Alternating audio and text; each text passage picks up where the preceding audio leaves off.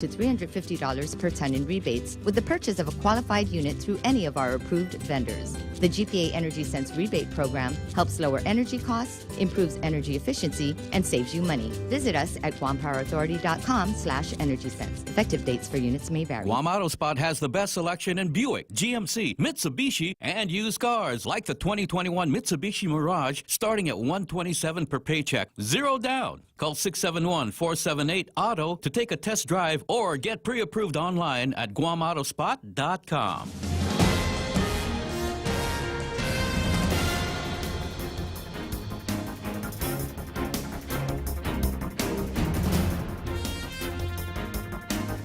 Off a day at 6:06. I'm Mona Silva Tyron with a look at your local news on the point. Police are looking for a man that held up a Harmon convenience store this weekend. The cashier at the Z Market along Adrian Sanchez Street was reportedly held up at gunpoint, according to the story in the Guam Daily Post. Video footage from the store showed the suspect pointing the black gun at the cashier. Details of the incident are few, but police did confirm that a robbery complaint was filed and an investigation is underway.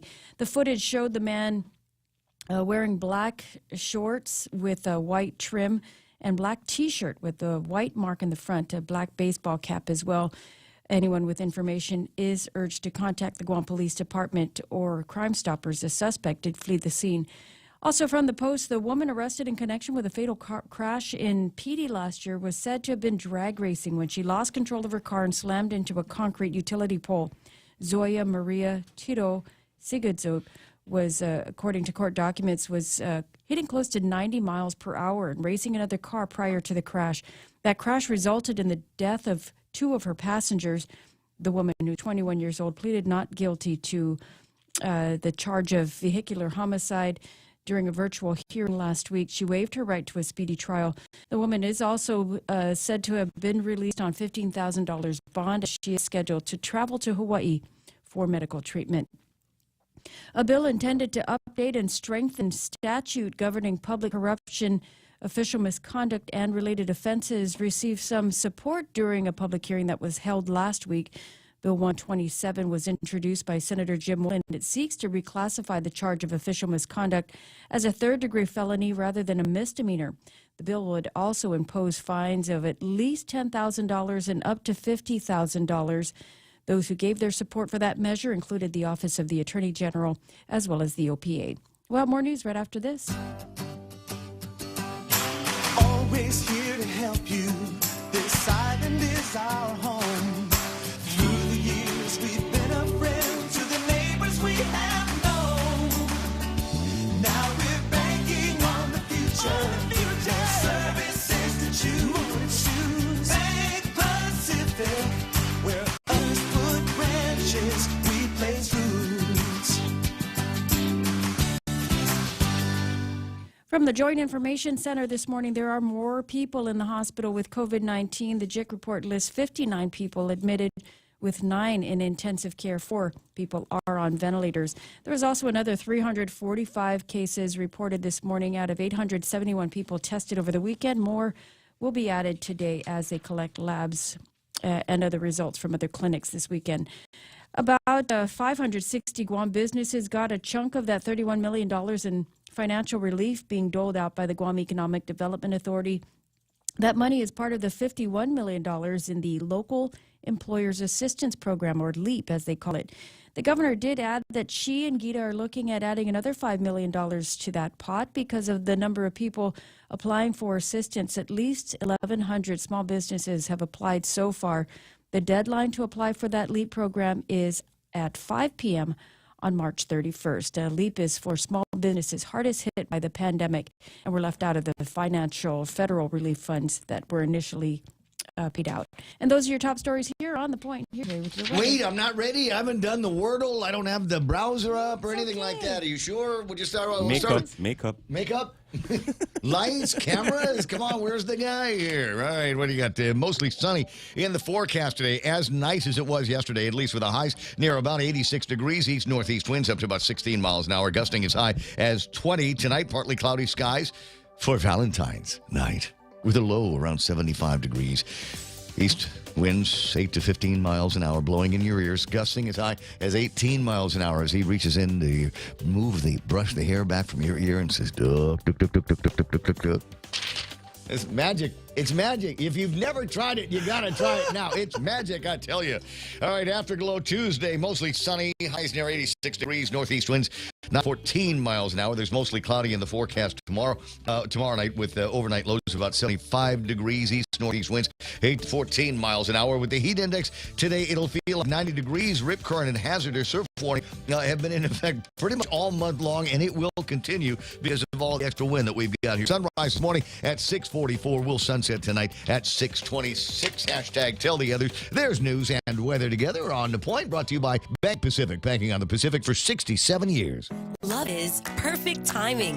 And now is going to make a move on the apple of your eye.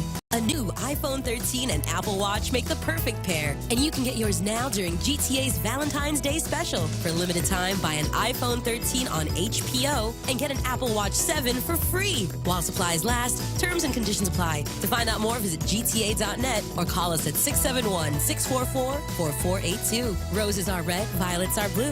At GTA, we start with you. Knowledge is power. In just 60 seconds, the Evil 360 provides you a unique experience and a detailed report of your body composition for you to take action to improve your health. The Evil 360, turning information into inspiration to live a balanced lifestyle. Evil 360 is exclusively at the Take Care Wellness Center. Go to Simply Book Me or call 671-646-6956 extension 7260 for more information and to schedule an appointment with a member of the Take Care Wellness team.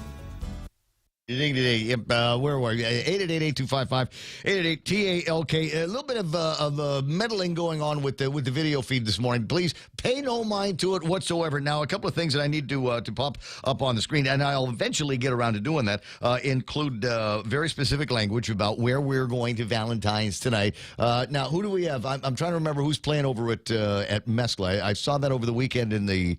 Did you remember as well? No. Joe, Jack, I don't know. It's one of the boys going to be over there. Joe Guam. could be Joe Guam over at Mescla tonight. We'll get details on that in a couple of minutes. In the meantime, it's 6:13 portions of the program brought to you by APL. American President lines a global presence with a local home. Okay, go. The Ray Gibson Show. Morning talk that matters. Call now. 888-TALK. That's 888-8255.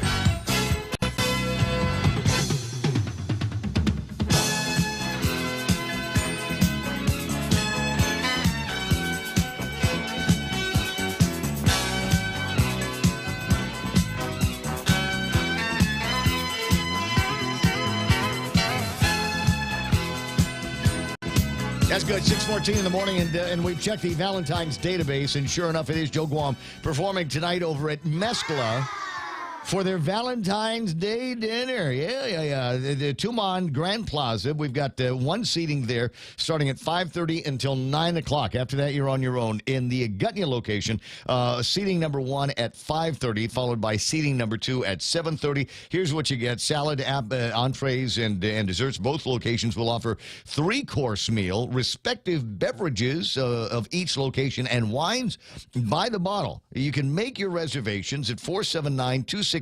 I do not. You know what I don't have? I don't have the emergency 24-hour number for Mescla, so you might have to wait until. Just keep dialing. You put it on one of those war dialers, like in that War Games with Matthew Broderick. Yeah. You just punch in the phone number and just let the machine dial until a human being answers. 479-2652 in the Agutnia location, 969-2652 for the Tumon Grand Plaza location of Mescla as they prepare for Valentine's Day dinner. Don't have any details on what to do if you miss either one of the seatings. I guess you're kind of SOL. Just, you know what?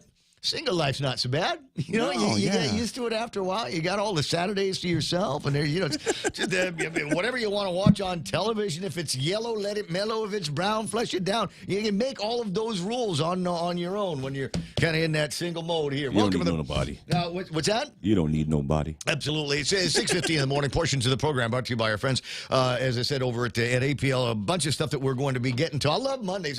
Mondays are a great day for me because I got so many different, so many life experiences from the weekend, number one. And number two, we got all kinds of newspapers that we can look at and stories and, a weekend's worth of social media. But before we get to all of that, you got to take care of the people that I share this microphone with and these incredible 4 hours. And that would include, number one, Real Joe Cruz. He gets the phone when you call it 888-8255. 888-TALK is the telephone number. And you might have, like I said, seen some dithering around with the screen here.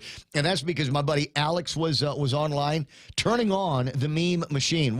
Windows made an upgrade on Friday. And as usual, every time Windows makes an upgrade, something in my world, something in my digital life gets screwed up, which is why, for the most part, I've been a Apple guy and Apple laptop and iPads and all of that stuff, because I just can't. But all the work stuff, it's all Windows, bro. That's why they call it that, Microsoft Word. I just, you know what, these are the same people. This is the same mentality behind the vaccine, right? We're just, you know what, we'll roll it out as quickly as we possibly can, get it into as many arms as possible, and we'll just kind of fix it along. We'll learn about it along the way. They came out with the vaccine. Yeah. Remember, they said, take the vaccine, Real Joe, and you'll never need to wear a mask. For you, the pandemic is over. Thank you, Bill Gates. And then they said, well... Okay, all right, so you can still get it, you can still spread it, but your symptoms won't be so mild. Tell that to the 40 people in the hospital right now that are vaccinated and in the beds going, but I got the vaccine, I got the shot. How is it possible this is happening to me? And Ray Gibson, who didn't get squat, is yakking on the radio. Anyway, like I said, the meme machine is online. People's lives changing and careers getting put up and down as a result of this. We got Joe Rogan. Some of you have never heard of Joe Rogan. Now all of a sudden you can't unhear about Joe Rogan. Neil Young. Many of you probably thought he died back in the 1980s. No, he's still alive, and vowed that unless Spotify took Joe Rogan down, that he was going to be moving his music. What's that? He looks great. Not bad for a cadaver. You're not able to see the whole thing. It says, henceforth, a male Karen shall be called a Neil. Let it be written, let it be said. He's got the haircut. He's got the, well, you get to a certain age, you can wear any hat is looking good on you. Anyway, so the meme machine back online. Good to have that there. Mana Silva Tyron with a look at all the big news and headlines and things like that. Happy Valentine's Day to you. Happy Super Bowl Day. Oh, isn't that nice? Yeah. Yeah, it is. Happy I'd Super like to do a shout out Go ahead. to my sweetheart. Here you go. Oh, yeah. How many numbers in the first? You're supposed to. You got to do it back like in the Johnny Gerber days. Happy Valentine's. To my husband. Mm-hmm. Si Phil. See you tonight, babe. If ever, if anything. If anything. Okay, so you're doing it wrong. You're supposed to do it like back in the Johnny Gerber days, where you just the first the numbers of his first name and the numbers of his last name. How many numbers in Tyron? I don't know. We gotta. Is there hyphen? I don't know. How do we count the hyphen in there? There's 8. So 4-8. Beautiful Is Kenyatta. that how it works? You didn't know that? No. You didn't know that? Okay, that's a secret broadcast. Back in the day. So the code was the number of letters in your name. Well, because all the dads were like, freaked out about their daughters, being of dating age, and so guys would call in to do love story dedications and things like that. And if it was one of those things like where your dad, the girl's dad would like kill you if you ever came around the house, and there were times we used to have those times where you come sniffing around the house, the old man's gonna come after you with the 2020. I know your dad, girl. Exactly. So it. And there was only one radio station on Guam, so when people did dedications, obviously it was out there in the open. So Joe would be from 3-4 to 4-8, right? Yeah. That's the way that worked, and you would put the combination of the letters. Are you sending hearts to my husband, That's what Joe Cruz? yes. Yeah, there we go. It's the 2020s. What the heck? Everything is normal anymore. It's a Ray Gibson show. As I said, Mana's going to take care of news and headlines. Super Bowl Day. There's a lot of people on the road. I talked with Uncle Robert about that, and apparently the family team is the LA Rams. Yeah, it is. The official team for the Underwood family here on Guam is going to be the LA Rams. So, And who so are if they you're- playing? The Cincinnati Bengals. Okay. But they say it's the year of the Tiger, so the Bengals, in some, for people that are looking for a reason to support a team that you didn't grow up, born and raised with, which is the case with many of us here on Guam. Uncle Robert, he likes LA teams. Okay, so the LA's, that's who I'm going to be supporting until it begins to look like the Bengals are going to win, and then I will. I'm a fair weather friend, dude. And then I will go. But wait a second, I'm a Tiger. I was born in 1962. This is the year of the Tiger, water tiger, for heaven's sakes. Tiger King. Exactly. So And today's a full moon, isn't it? depending on, I have no idea. Water tiger full moon. I have no idea how all The of that odds are stuff in your works. favor. 6:21 in the morning. So those are that may be how we small talk our way through whatever it is. It's Monday, right? Is that what it is? It is Monday, I sir. feel like it was a 3-day weekend. There just seemed to be a whole lot going on this weekend, right? Did you? Oh, yeah. Oh yeah. Oh, yeah. Well, hey, how about that? Was there mountain biking over the weekend? No. With a purpose? No, I had ruckus. Oh, you had I ruckus. took him to a birthday party, and he did the run around the party with the other kids thing, and I just sat so back much and fun. watched You it know, happen. that's what I ended up doing on Saturday night was go check out some friends. I swear, you're born and raised on Guam, and you think you know every inch of your island, right? You're 60 years old, and there's nothing new under the sun here on Guam. And I got the pin dropped at this place down in Ipan, Telefofo. Never been there before in my life. It's one of these things, you don't even know the road is there until you're looking at it. And then you go down this way, and then you make a left that way, and then you make a right, and then bam, you're at this. Holy smokes, where'd this beach come from? I thought I saw your friends out there, Ray. We were We're red stockings and stuff. Or? I didn't do any of that. It was a whole different party. At any rate, but I'm sitting there going, where did all of this come from? I mean, you're walking up and down that eastern side of the island. If you walk a little bit more than that direction, you're at Pirates Cove. You walk over in this direction, and then pretty soon you're going to be in. I don't know what comes after that. But it was just what a beautiful island that we have, and I had a good time doing some beach walking through there because, as I said, it's one of these beaches that nobody knows anything about. So the collection of the flotsam and jetsam that floats in the eastern side of the island. A lot of people go to Pirates Cove and they're looking at the beach, go, it's so clean here, and I love to step in the water and all of that stuff. The reason why is because at daylight, they've got people that go through there and will pick up all of this crap that has floated, through the Pacific and washes up on shore on the eastern side of the island. I bet they find interesting stuff. I'll bet, you know what I'd like to know? Have they ever found 2 matching Zoris? Oh, no. No. The matching Zoris, matching plastic shoes, they're all over the place down there. Anyway, 6:23, lots and lots to get to, a crazy table of contents. But first, let's take care of these guys here. Sometimes you wanna go where everybody knows your name, and they're always glad you came. You wanna be where you can see our troubles are all the same. You wanna be where everybody knows your name. You wanna go where people know people are all the same. You wanna go where everybody knows your name.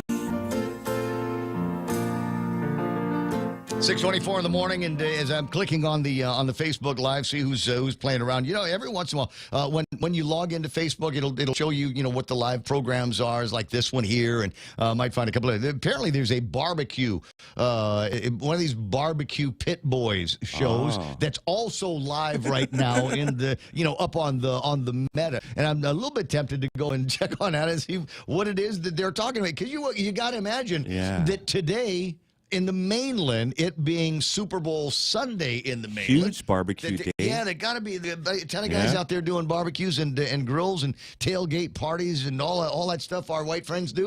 You know what I mean? Yeah, smoking. Grilling. Yeah, that kind of thing. Chilling. 6:25 in the morning. All right, so who have I got? I'm going to go with the screen, or I'm not. I don't know which way I'm headed. I had to. Some of you might recognize that you were there, and then the feed restarted. That was just because I realized that I didn't press the button again on YouTube, so I just kind of restarted the feed. Sorry if you lost your place there. At number 1 on the handheld gizmo, Rico Blancaflor. Congratulations, big one. Juanita Machi, he's sitting on some betel nut for us. He sent me some pictures the other day. Oh. And I said, color no good. No. Colonel Good. Get it in Patience. another week, maybe 2 weeks or something like that. So if you can keep the thugs away from that tree, like I said, you put Rico Jr. there because he's a good shot with both his right hand and left hand. Oh, yeah. That's it. You put him down there, have him guard the thing for me. Pretty Sarita Garin is there saying Happy Valentine's Day. Point Familia, Bonnie Suba. Cancel culture is rising like waves. The lefties are in pain mode because many people are waking up. Yeah, they're kind of into that. Interesting to see what's happening in Canada, and you knew it was going to happen. Now they get everybody running around talking about these Canadian truckers who are just up there asking for an end to the mandate. Many of them are vaccinated, double vaccinated, and jabbed, but they just don't like the idea that people are being forced to or coerced into getting their jabs. So as a result of this, now the media had to come up with some kind of narrative. What is it? They're what is it? Misogynists and they're racist. They found somebody up there with a Confederate flag, and oh my God, so we get to play the race card and all of that stuff. They're reaching, man. Yeah, absolutely. Really reaching. Next thing you know, they're going to say, and they all own pit bulls with AIDS. That's you got to watch out for these truckers that are out there. Unbelievable what is happening out there. So like I said, yeah, there's cancel culture going on. Bonnie Suba asking, husband, is your husband married? Tina Garcia, happy Super Bowl Valentine Day, everybody, says Rico. Tina Garcia, happy Valentine's Day. She's sending hearts and roses. Oh, yeah. They're busy today over at Mama Tove's. Oh, I'm sure they are. They started working early yesterday, even probably on Saturday. Overnight. How Yeah, early? good luck to you guys. Yeah. Break a leg. How early can we start deliveries right now? And could you have your wife at the office at 7 instead of 9? Because that would really, really help us out. Dale Audette online here this morning. Anna Marie and Lillian Cruz. Brad Wood, the weekend was amazing. You know, that kind of statement generally requires pictures. Send them into the meme machine, 797-8255. Sarita says, no professional development day today. My kids has school. You know why? Because otherwise they aren't going to get anything like an education. These guys are now floating the idea of a mandatory summer school because there's a bunch of kids that they're like level 4 is reading at the level they're supposed to be reading at, but a bunch of kids, 20%, are reading at like level 1, which is steps lower than where they're supposed to be. It is possible that they just aren't in school at all. So no professional development day. Yeah, there's going to be education. Otherwise, the teachers are going to have to work all the way through summer. Michael Jordan McCleary online. The moon and the sun and the waves were amazing over the last couple of days. Sounds very romantic, Sarita. Oh, wow. Who we've been cooking for. Teresa Ogun, Tina Garcia, like I said. Big Sister Shelley online today saying, bet you today can find a place for breakfast because yesterday drove up and down Marine Corps Drive and even Tumon for more than an hour before finally pulling into Linda's. No room anywhere, but good service and a hearty breakfast there. Dennis Larson, the B-Man online. Lillian Cruz sending Valentine's hearts and love. Double espresso shot Monday. Please. Rocio Merrill, Pete Rivera, Ruben Mortera online here this morning saying, let's go, Biba. Rico Ray Dakanayawa saying, good AM to all. Morning dose to the point to get my day going. Mabu hi. That is so Ray, Makati. Ray, Good AM. The question that I have for you is, how are the reports coming from our friends that have made it to the Philippines? Now, our buddy Tony, right? You know which Tony I'm talking about, right? Tony. Yeah, big forget Tony. about it. Big Huh? Tony. Forget about yeah, big man. He's in the Philippines, and apparently out of the airport, he's been posting pictures of the girls and himself having a good time. We just say, good for you. Valentine's in Enjoy Manila it, with man. the Enjoy ladies. life. Congratulations to you. But I need more by way of reports. How Shelley talking about driving around here all day looking for someplace to go and get a bite to eat. Everything is either closed or crowded. We're at that stage here. Yeah, yesterday I went down to thing and had lunch down at the taco place in Agate. You know what I'm talking about? I know what you're talking about. And I get down there and I start to make the order, and the guy says, wait, okay, just so you know, no carne asada. And there was one other thing that I know, right? But are we not now used to hearing virtually everywhere we We're go out of this and about, that. we don't have this or we don't have that. We only have wheat bread. We can't make anything out of anything but wheat bread and wheat dough right now. And, can I get that with the masa triga or masa harina? And the guy says, we're out of one. So just whatever it comes out looking like, that's what you're going to be eating. So you just go, hey, listen, I know what everybody's out of something these days. I'm just glad you're open. Rico talking about Pugwa Patrol, Lena McDaniel online. FUPA already at work. FUPA, no spoilers. I haven't done the Wordle yet. I haven't even opened a thing yet. I have not yet gone to Wordle. And for those of you that are wondering what Wordle is and why everybody is posting these indistinguishable, lines of code on their Facebook page, little boxes of different colors. It's a word game. It's a word game, and I've tried to explain it on the radio before, and I'm not good at that. I just don't have the words to describe it. So it's one of those things. Go and look it up, and then you go find the website and you play the game. But don't spoil it for me. Like I said, I have not done the Wordle yet. Somebody is writing something about an earthquake right now. Do you feel anything?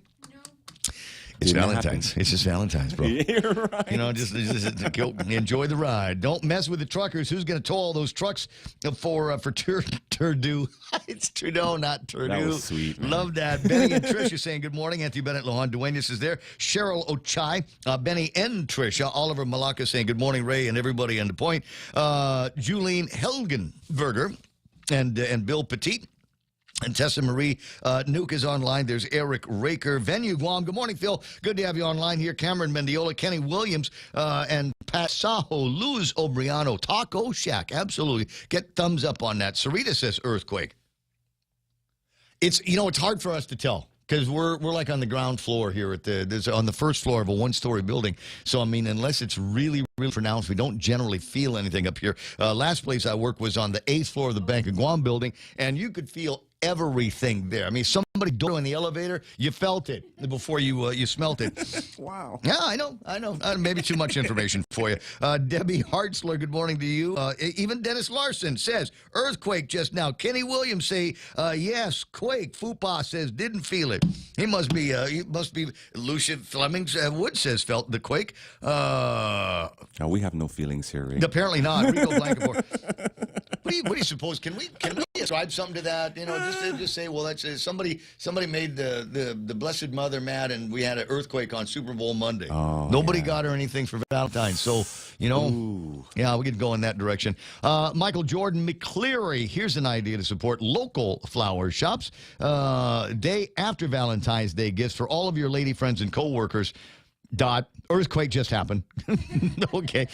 Sorry, I'm in the middle of writing Ray Gibson something, and all of a sudden I got to type in earthquake. Good morning, y'all. Harvey Egna is there. Let me see. Not in stock, man. My online pickup order at Payless went from $297 to $153 because the things that she's ordering aren't available at the place. I strolled in there on what did I need to get? 28 beers the other day, and I walked into the Payless, and I thought, it's a good thing I don't feel like doing any gourmet cooking over the weekend because they really didn't have a whole lot by way of produce and fresh goods down on one side. You can tell they're trying. It's just everybody's stuck in the middle of these supply chain issues, and I'm kind of curious about how much of the supply chain issues maybe in the mainland are being affected by the trucker strike and the growing trucker strike. I'm told that there is supposed to be the beginning of another strike in the United States on the mainland starting today. Super Bowl Sunday in the mainland is supposed to stretch out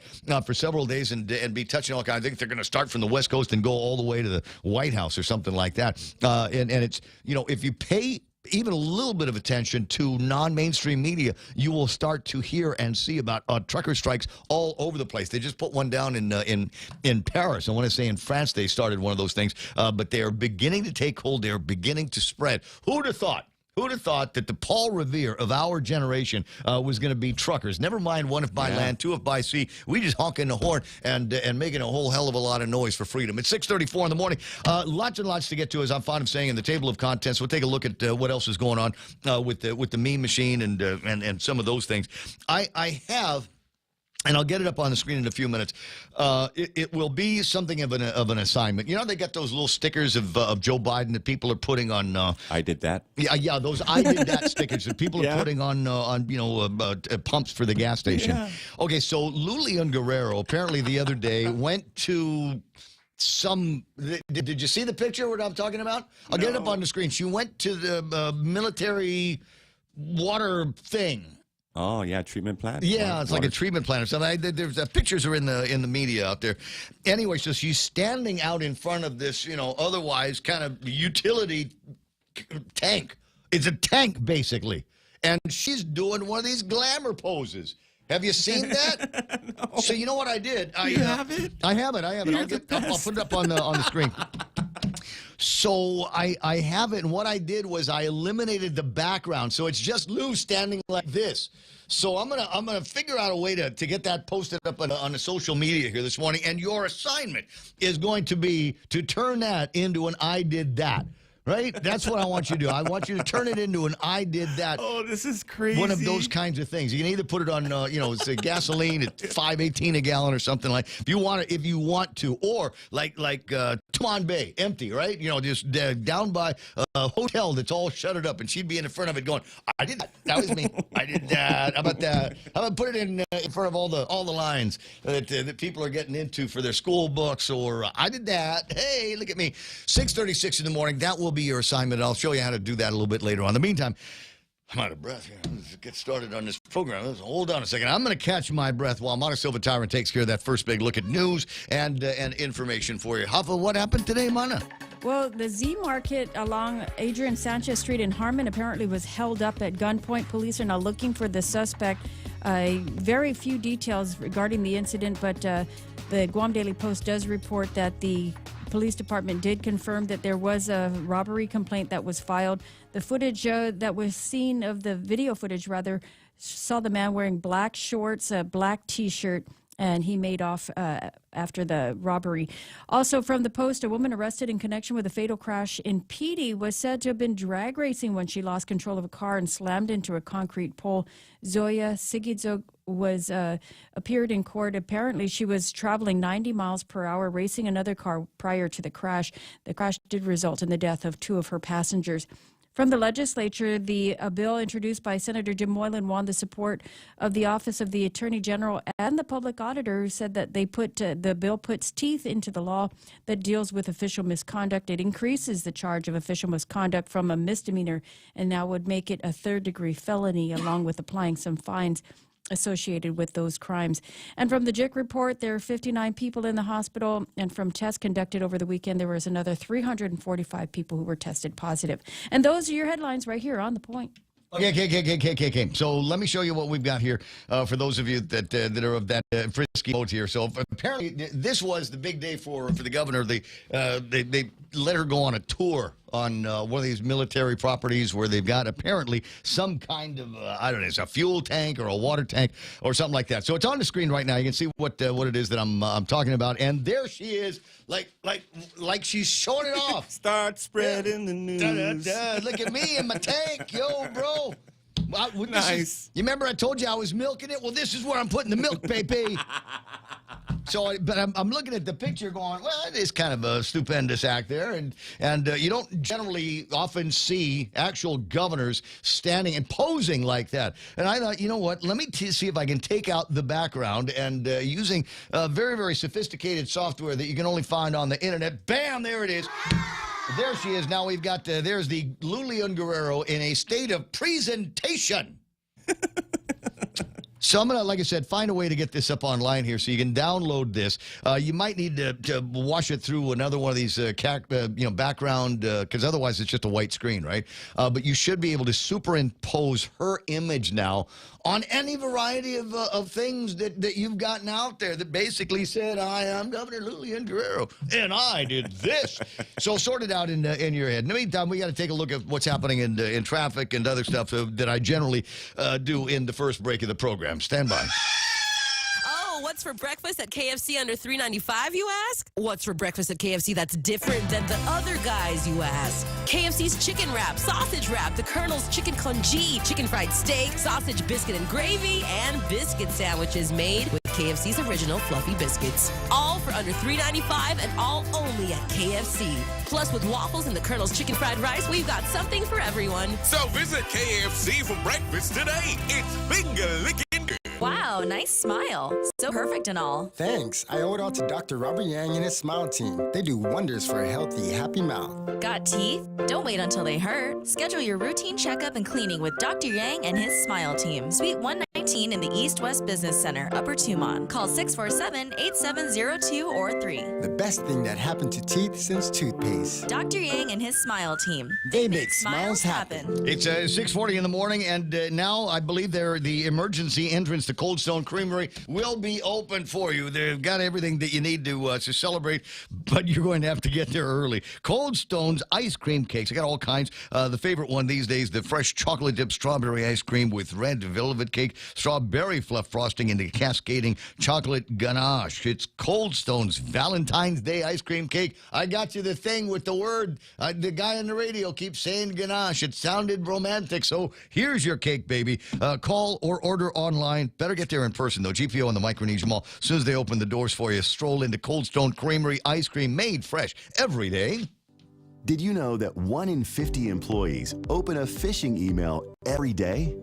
Introducing Lookout, the leading mobile security solution that fully protects your company from all mobile threats. Get Lookout Mobile Security for free with any Docomo Pacific Business Unlimited mobile plan. Some conditions may apply. Learn more at business.docomopacific.com. Docomo Pacific Business. Work better together.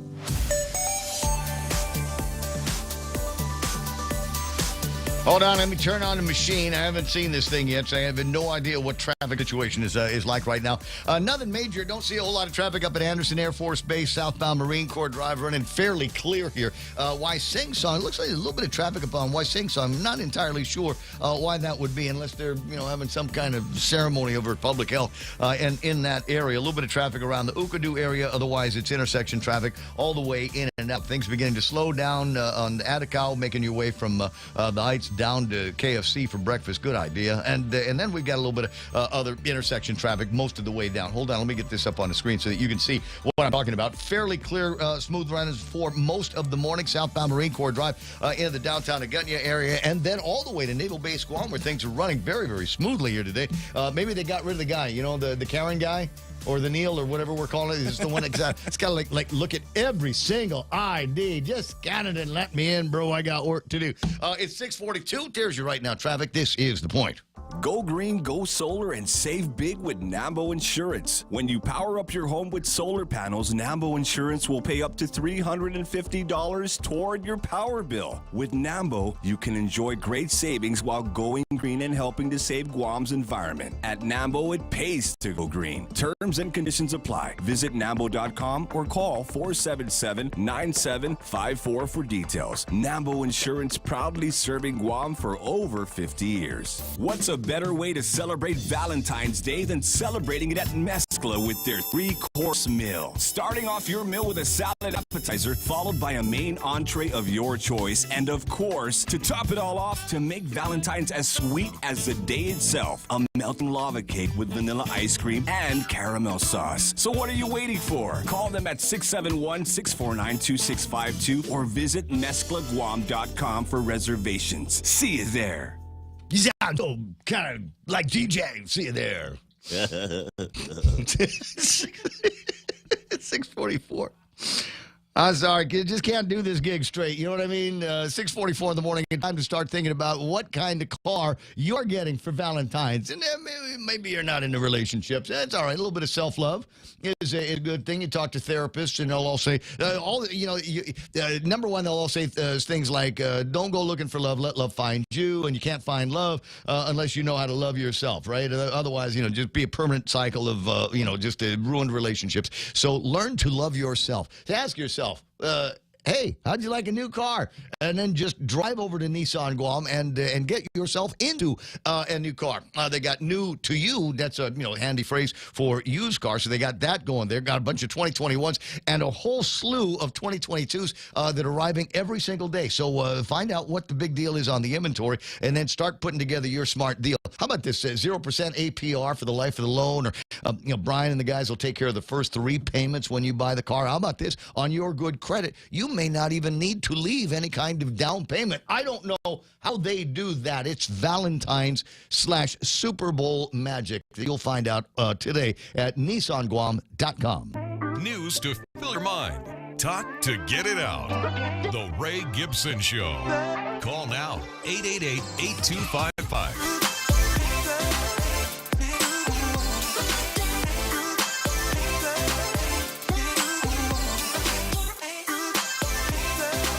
Studio time 6:45 as we make our way into Monday morning, and you might be wondering what kind of Monday this is going to be. Nothing is going to happen today, so I'm going to need to pace myself because this is the way it goes. It's Valentine's and Super Bowl Monday here on Guam. I mean, this is like lightning striking twice in the same place at the exact same time, and so I anticipate that it's going to be. I'm going to try not to do small talk. I got a bunch of stuff the last bunch of days that obviously we can talk about, some interesting headlines and interesting stories that we'll go through.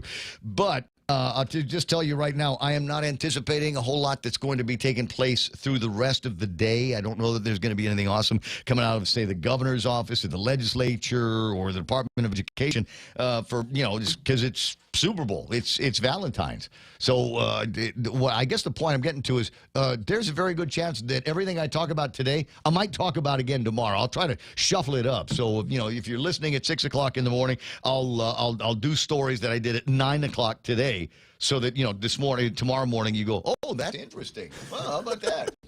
And the benefit of it is if I've riffed on it already, generally the second riff is the better one, right? It's true. I've had practice. I've sorted it all out in my head. Anyway, 888-8255-888-TALK. The meme machine is working. So is the YouTube. Rico Blancaflor hanging out on that side with the tough guys.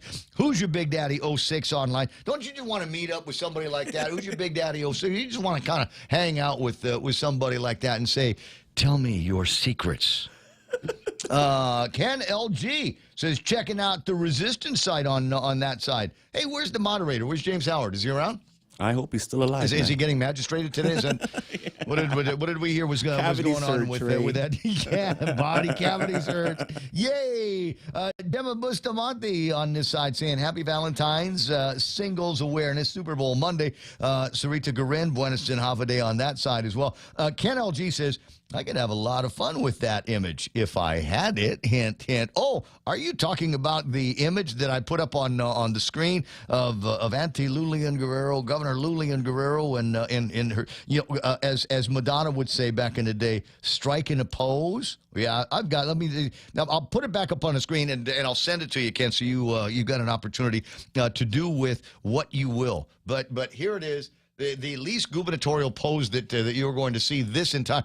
Well, maybe not. Maybe not. We've got some other fascinating images of Lulian Guerrero. Somewhere around here, I've got the YouTube video of her doing the cha-cha slide out in Washington. You remember that one last year? We were all kind of hunkered down in our own virtual lockdowns here on Guam, but wearing our mask and basically being a slave to Fauci. But apparently, if you're the governor of Guam and you manage to escape the island, you can go anywhere you want to cha-cha slide, within 3 feet of each other and not have to worry about wearing a mask.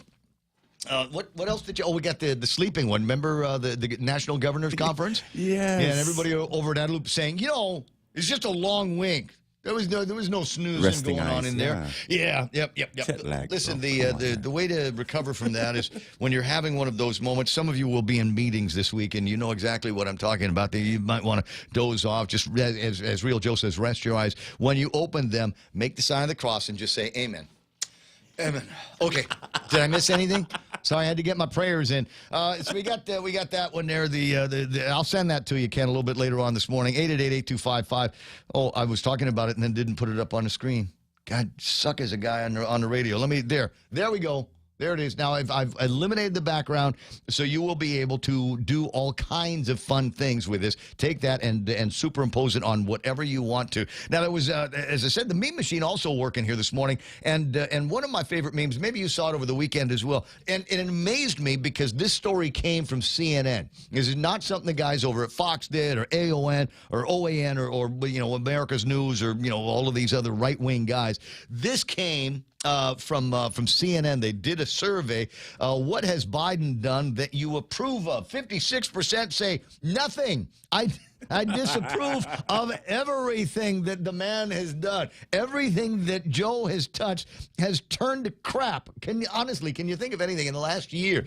And you just know that there's guys out there trying to figure out how we can rip off our Biden bumper stickers from the cars. The same ones that were doing the same thing with the I'm in stickers from a couple of years ago. At any rate, so we 56% say they disapprove of everything that Joe has done. Only 15% approve of Joe's work on the economy. I'm trying to figure out how it got to be that high. Everybody in the planet, and certainly in the United States of America, is paying a whole lot more for everything. If you were trying to figure out how to run for political office these days, and just take a look at everything that Joe Biden has done and do the exact opposite. Do exactly the opposite of that. On coronavirus, only 6% have approve of how they have handled coronavirus. His personal traits, 4%. Foreign policy, 4%. Other issues, 2%.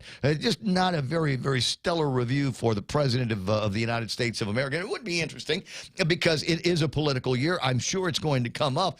Is anybody doing similar, Kenley and Guerrero, is anybody doing similar research work on how we feel about our government and the government and this double-edged sword here? Because this could go in both directions for the Republicans and the Democrats here on Guam. What has the government of Guam done that you approve of? Is there anything that they have touched here this morning? There's among the interesting stories.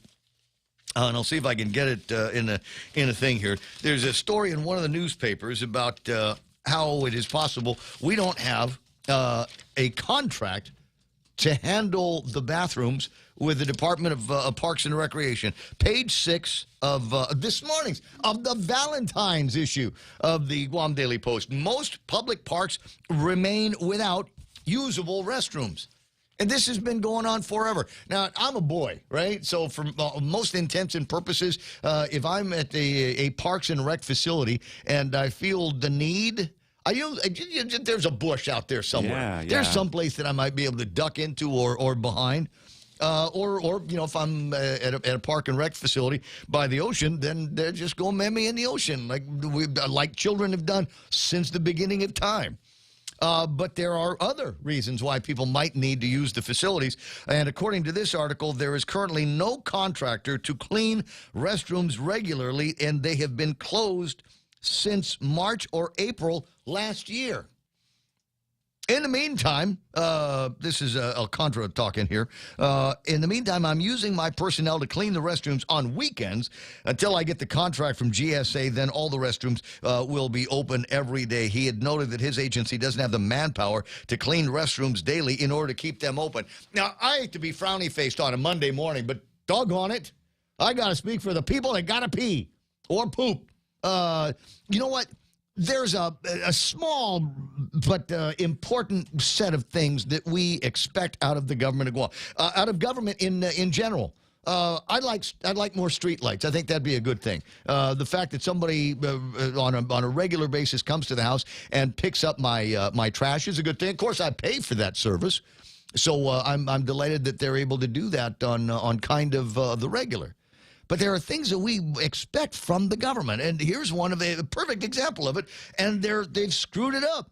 All we got to do is figure out how to keep the bathrooms clean. And the guy says, well, we don't have a contractor. Well, do it yourself. Well, we don't have the manpower for that. Well, why don't we have the manpower for that? This is a government responsibility. It's one of a handful of expectations that we have, and we can't even do that. This, of course, the Department of Parks and Rec, the same people who brought you the green again, your swimming pool, and the is on again, off again, day to do swimming pool. And I don't even know today whether it is on again. We'll find out. 6:50 6:55 in the morning. Oh, you're not giving me enough time to get through this phone call. Mark Meniola from the Ed Board online. Good morning, Mark. How you doing? Hey, good morning, Ray, Monaco, Hoppaday. Good morning, everybody. Hoppaday. Are we Rams or Bengals today?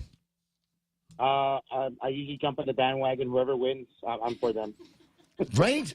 Like I said, I've got an out in both directions, right? Uncle Robert said that the Rams and virtually any team that comes out of Los Angeles is the family team. So he had that to say. But if that doesn't work out, if they start losing real bad, hey, I'm a Tiger, born in 1962. This is my year. Of course, go Bengals, go Bengals.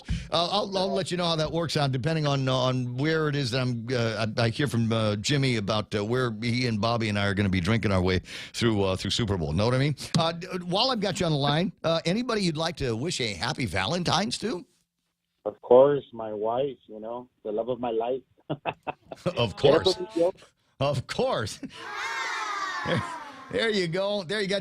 I'd ask you about any Valentine's preparations that you've made, or Valentine's surprises. It's just fun things that you and Mrs. Ed Board are going to be able to do tonight. But I don't want to, number one, ruin any surprises, and I don't want to set the bar too high for some of the other guys that might be listening. So I'll leave your secrets to yourself. At any rate, so a couple of things about the school year. The Ed Board has gone to the legislature now, asking them to let you guys out from under the count, the daily educational day count. How's that coming along? What was the form of that? Because it's not like you can just call the speaker and say, "Hey, we want out from under this law." You've actually got to do something administratively, right?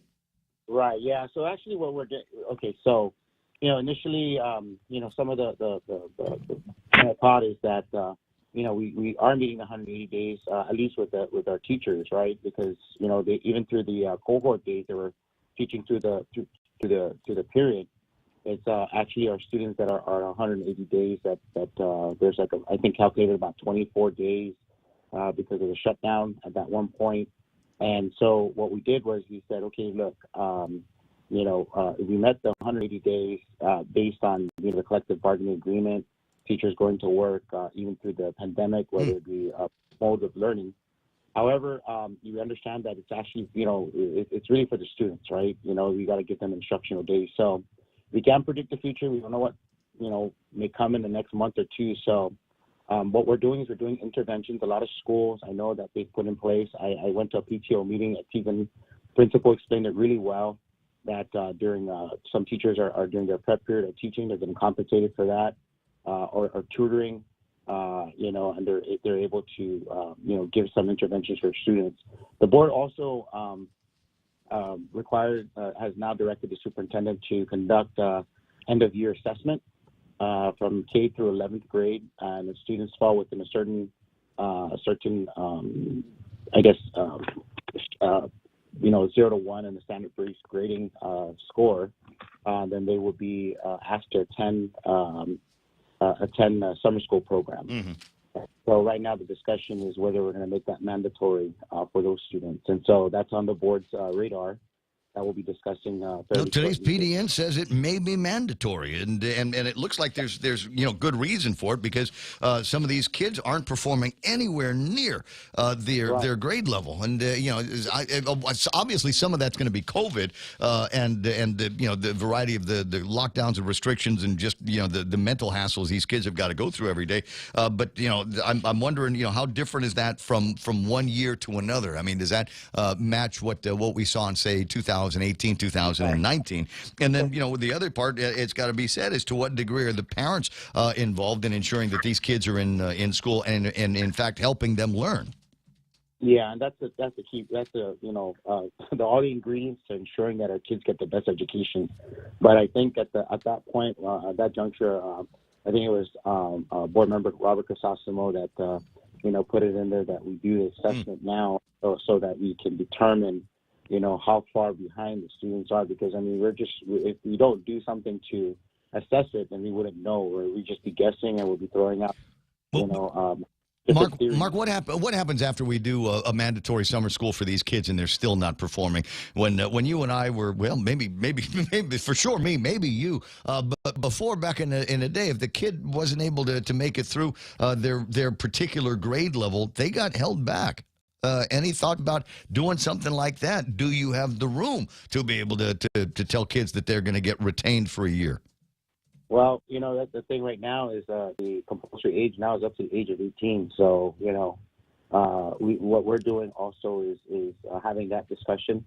I do know the superintendent did mention something to that effect that, should the student not meet that certain criteria, right? So obviously there's what this pandemic has done towards education is just have us look at things that we never really thought would be a major issue at this point.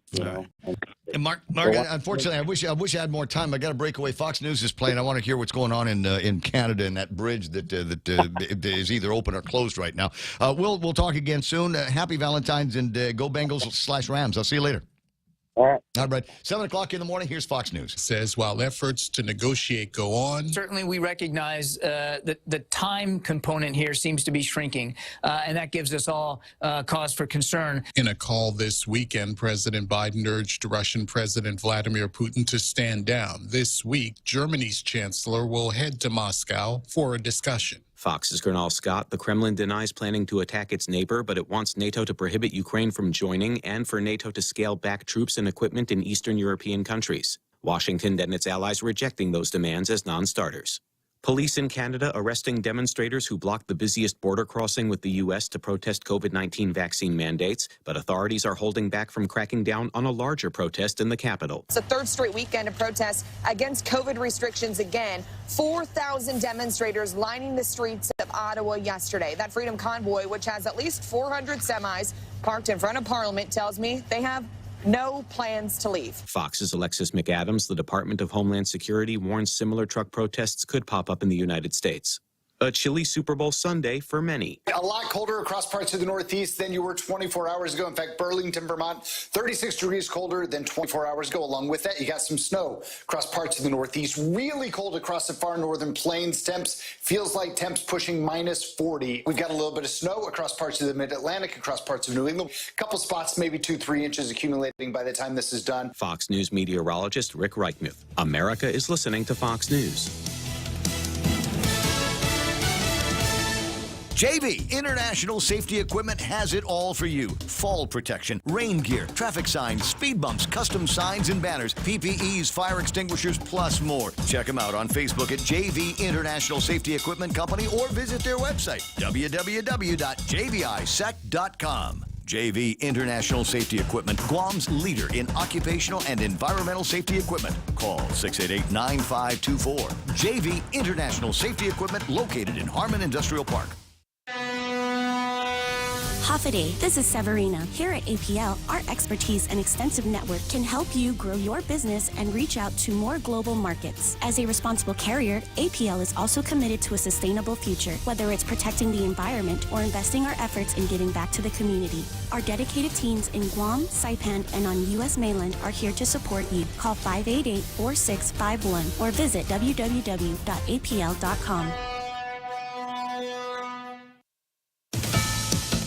Border agents at the U.S.-Mexico border are still dealing with a surge of migrants. Border agents out here every single day are having to deal with both family units who are showing up to turn themselves in, as well as runners who do not want to be caught and are trying to get away. Shortly after sunrise, as border agents were trying to track down the runner, sometimes they will call out a CBP helicopter to do so. Easier to find them from the brush, from above in this dense brush out here. These are always single adults because they either feel they're going to be expelled from the country, deported, or perhaps they have a criminal record. They do not want to be caught, and they are not willing to turn themselves in. Fox's Bill Malugin. President Biden is set to name a Supreme Court nominee by the end of the month. The president promises to nominate a black woman to the high court. One person under possible consideration, federal judge Michelle Childs. If you nominate Michelle Childs, she'll be in the liberal camp for sure, but she has a hell of a story, and she would be somebody, I think, that could bring the Senate together and probably get more than 60 votes. Anyone else would be problematic. Senate Republican Lindsey Graham on ABC's This Week. There's growing pressure on major colleges and universities to end a controversial admissions policy. They're known as legacy admissions, certain college applicants getting a boost because a parent attended the same school. That process, long used at many elite schools, is now under growing criticism from students, alumni, and even some in Congress who say it's rooted in racism. A bill from progressive Democrats aims to eliminate the practice at any schools that receive federal money. Some conservative activists who want merit-based college admissions are also calling for an end to the practice. Legacy admissions make up an estimated 10 to 20% of incoming classes at some universities. Paul Stevens, Fox News. T-minus less than 2.5 hours until Super Bowl 56 between the Cincinnati Bengals and the LA Rams. The Rams are a 4-point favorite. I'm Steve Rappaport, and this is Fox News. What's for breakfast at KFC under $3.95, you ask? What's for breakfast at KFC that's different than the other guys, you ask? KFC's chicken wrap, sausage wrap, the Colonel's chicken congee, chicken fried steak, sausage biscuit and gravy, and biscuit sandwiches made with KFC's original fluffy biscuits. All for under $3.95 and all only at KFC. Plus, with waffles and the Colonel's chicken fried rice, we've got something for everyone. So visit KFC for breakfast today. It's finger-licking good. Did you know that 1 in 50 employees open a phishing email every day? Introducing Lookout, the leading mobile security solution that fully protects your company from all mobile threats. Get Lookout Mobile Security for free with any Docomo Pacific Business Unlimited mobile plan. Some conditions may apply. Learn more at business.docomopacific.com. Docomo Pacific Business. Work better together. Attention Guam Power Authority commercial accounts. GPA proudly announces that our Energy Sense rebate program has just gotten bigger and better to include customers on rate schedule G and J. With GPA's Energy Sense program, commercial accounts can receive up to $350 per ton in rebates with the purchase of a qualified unit through any of our approved vendors. The GPA Energy Sense rebate program helps lower energy costs, improves energy efficiency, and saves you money. Visit us at guampowerauthority.com/energysense. Effective dates for units may vary.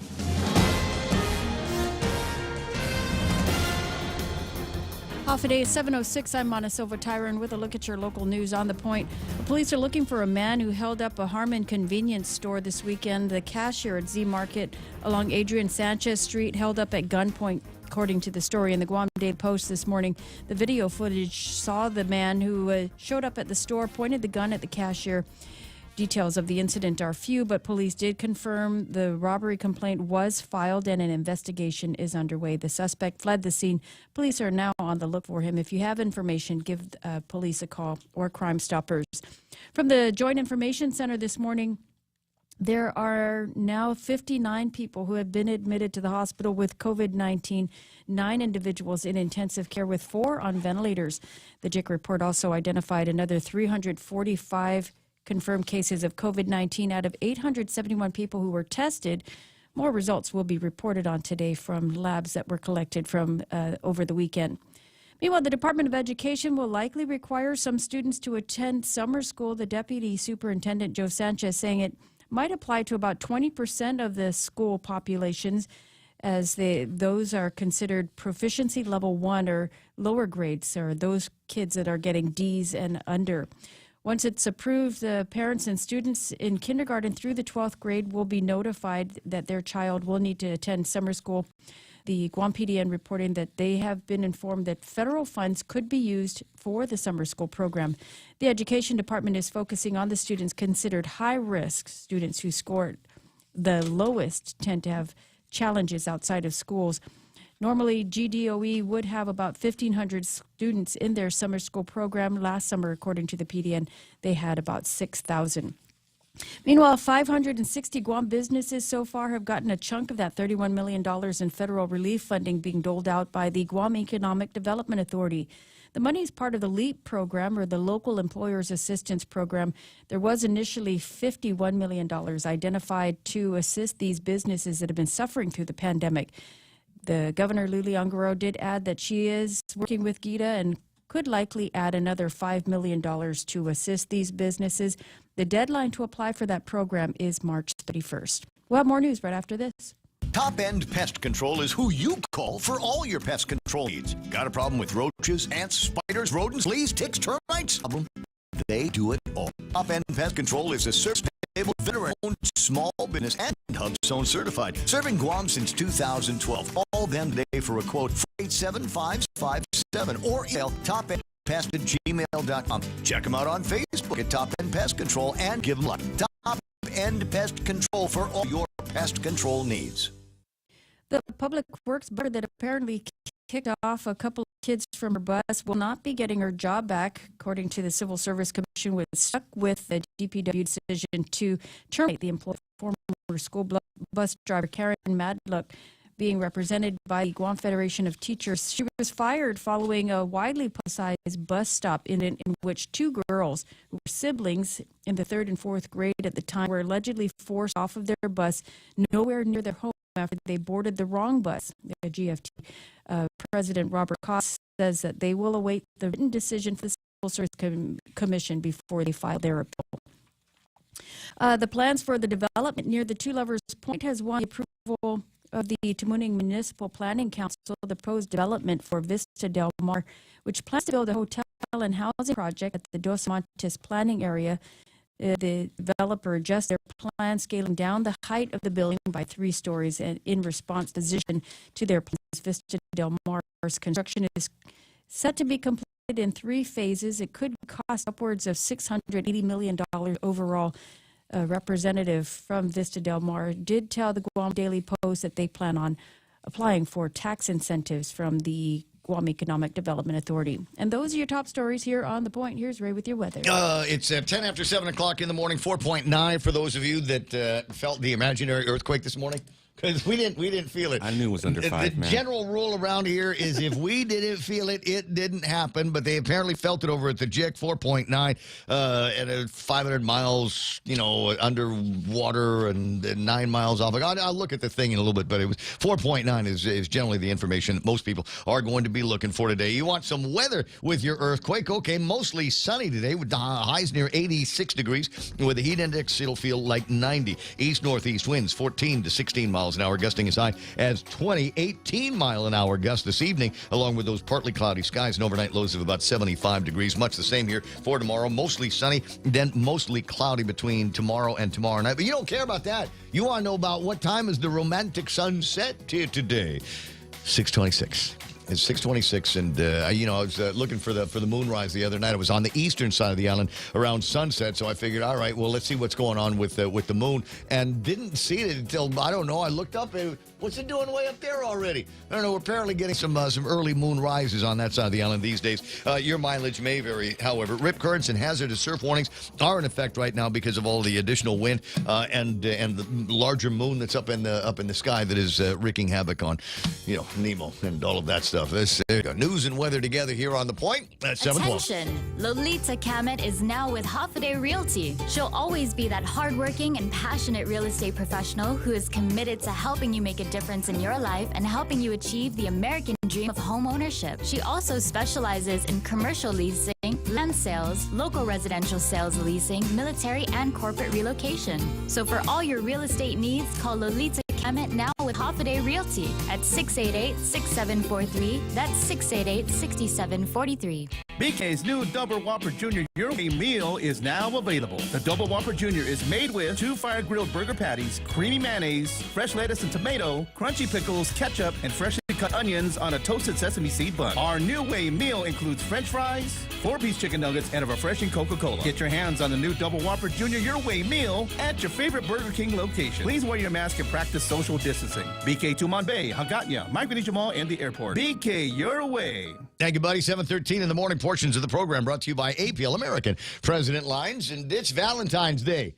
Somebody's waking up going, what, today? What? You had all weekend. What'd you do with it? I wasted it. That's what I did. There might still be time. They will open their doors. There's probably somebody there now. In fact, there have probably been people at Tove's Flower Shop all night long last night getting ready for all the deliveries and emergency walk-ups they're going to be getting today. Find out what they, yellow means friendship. But there's, what can I help you with? Do we have roses? I don't know. Do you have any red flowers is what you're going to be going for. Those are the questions that they'll be responding to when you call 646-4132. That's the number over at Mama Tove's place, 646-4132. They're busy like you wouldn't believe, so keep it short and keep it courteous. 646-4132 at Tove's Flower Shop. It's the Ray Gibson Show. Call now, 888-TALK. That's 888-8255.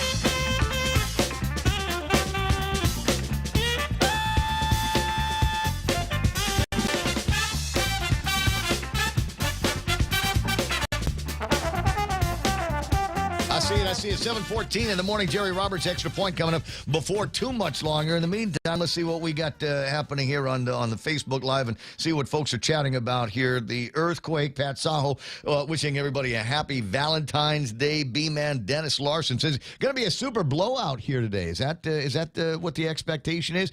I don't know. We're still about 3 hours away from all of that. Let me see. Michael Jordan, McCleary, Bertha Mazza Cruz online. There's Sarita and Kenny Williams has bought a case of Diet Root beer on Amazon. Not available for weeks locally. There's reaching out, huh? That's Kenny.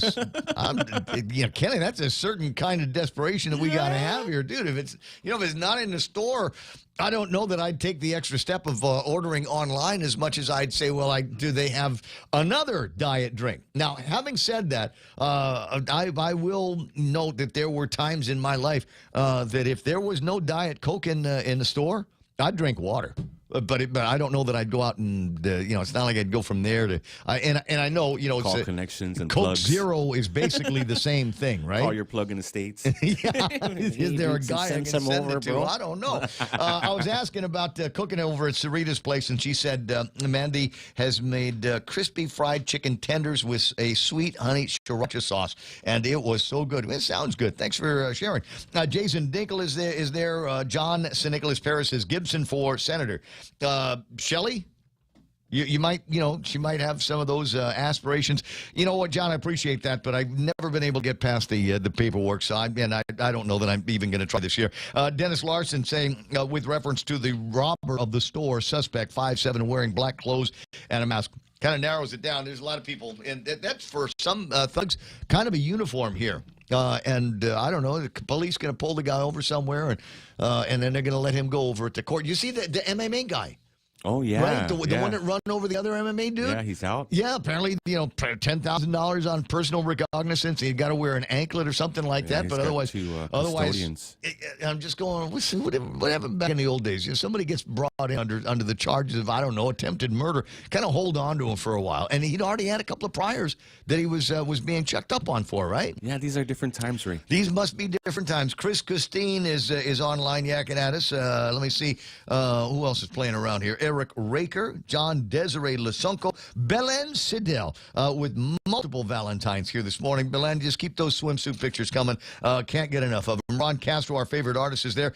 Jesse Ninetti, Aurelio Pareda saying good morning. Deanna Palmer's online.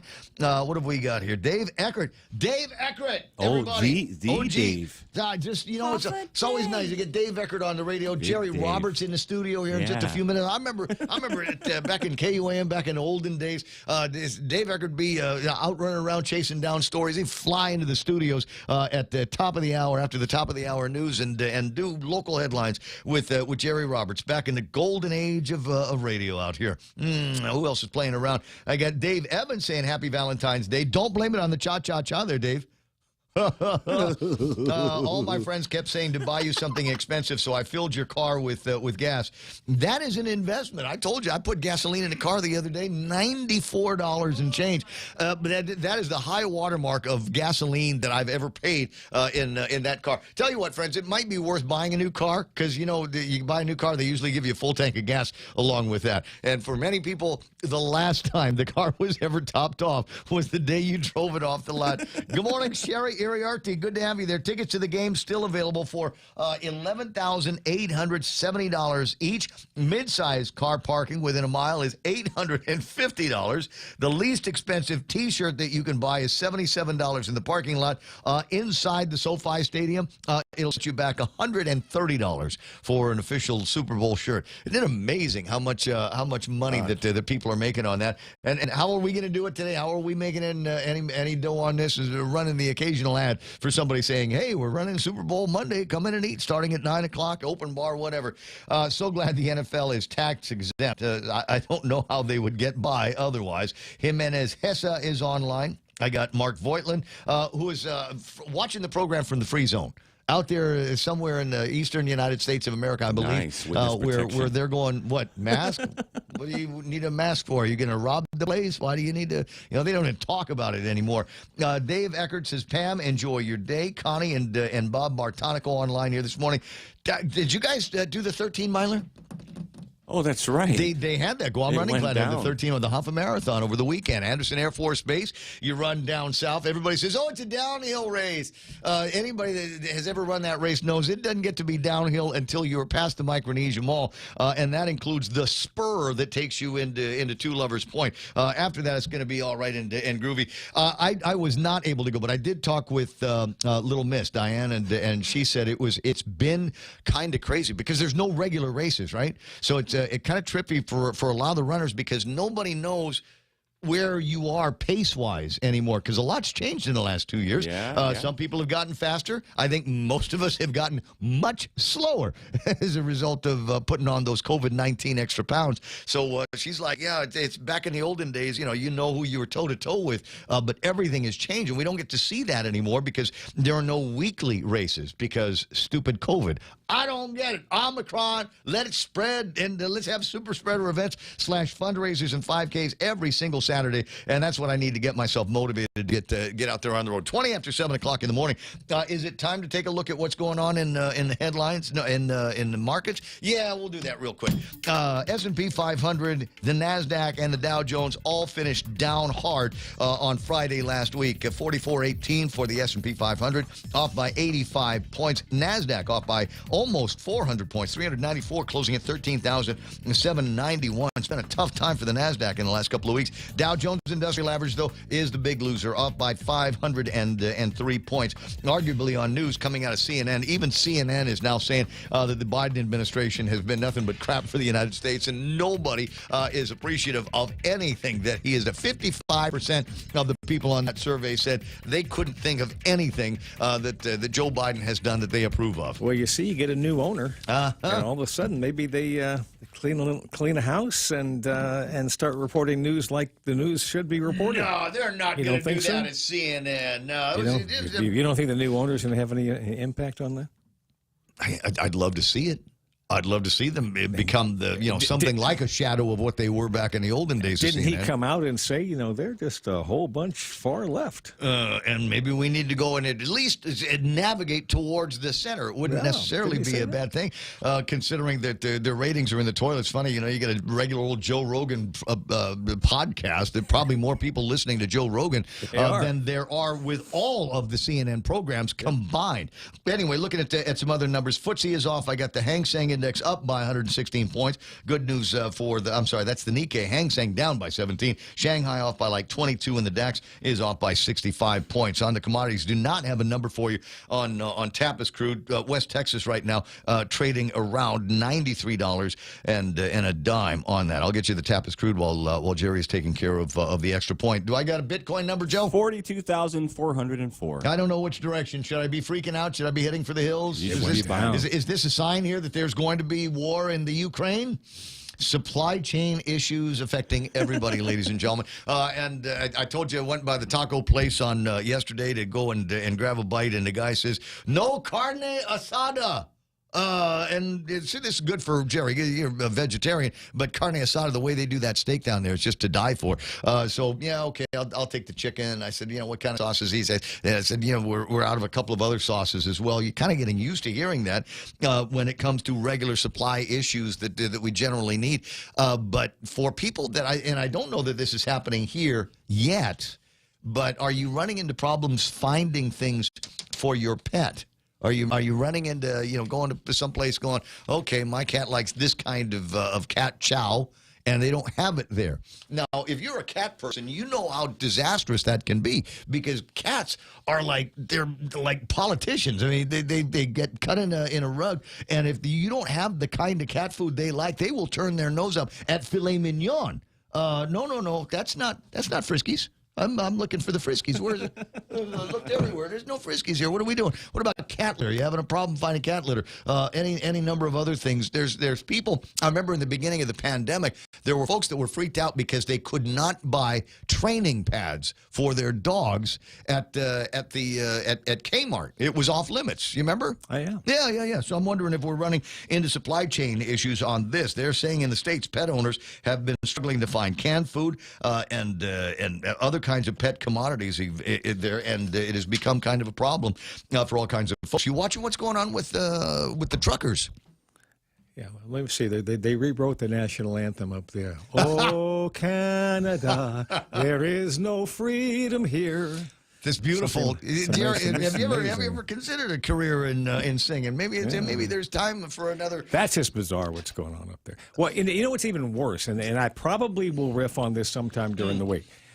I told you about the fact that PayPal would not allow me to charge an acetylcysteine right through that, just a regular supplement, just a little supplement pill that you buy anywhere, as long as for years and years, right?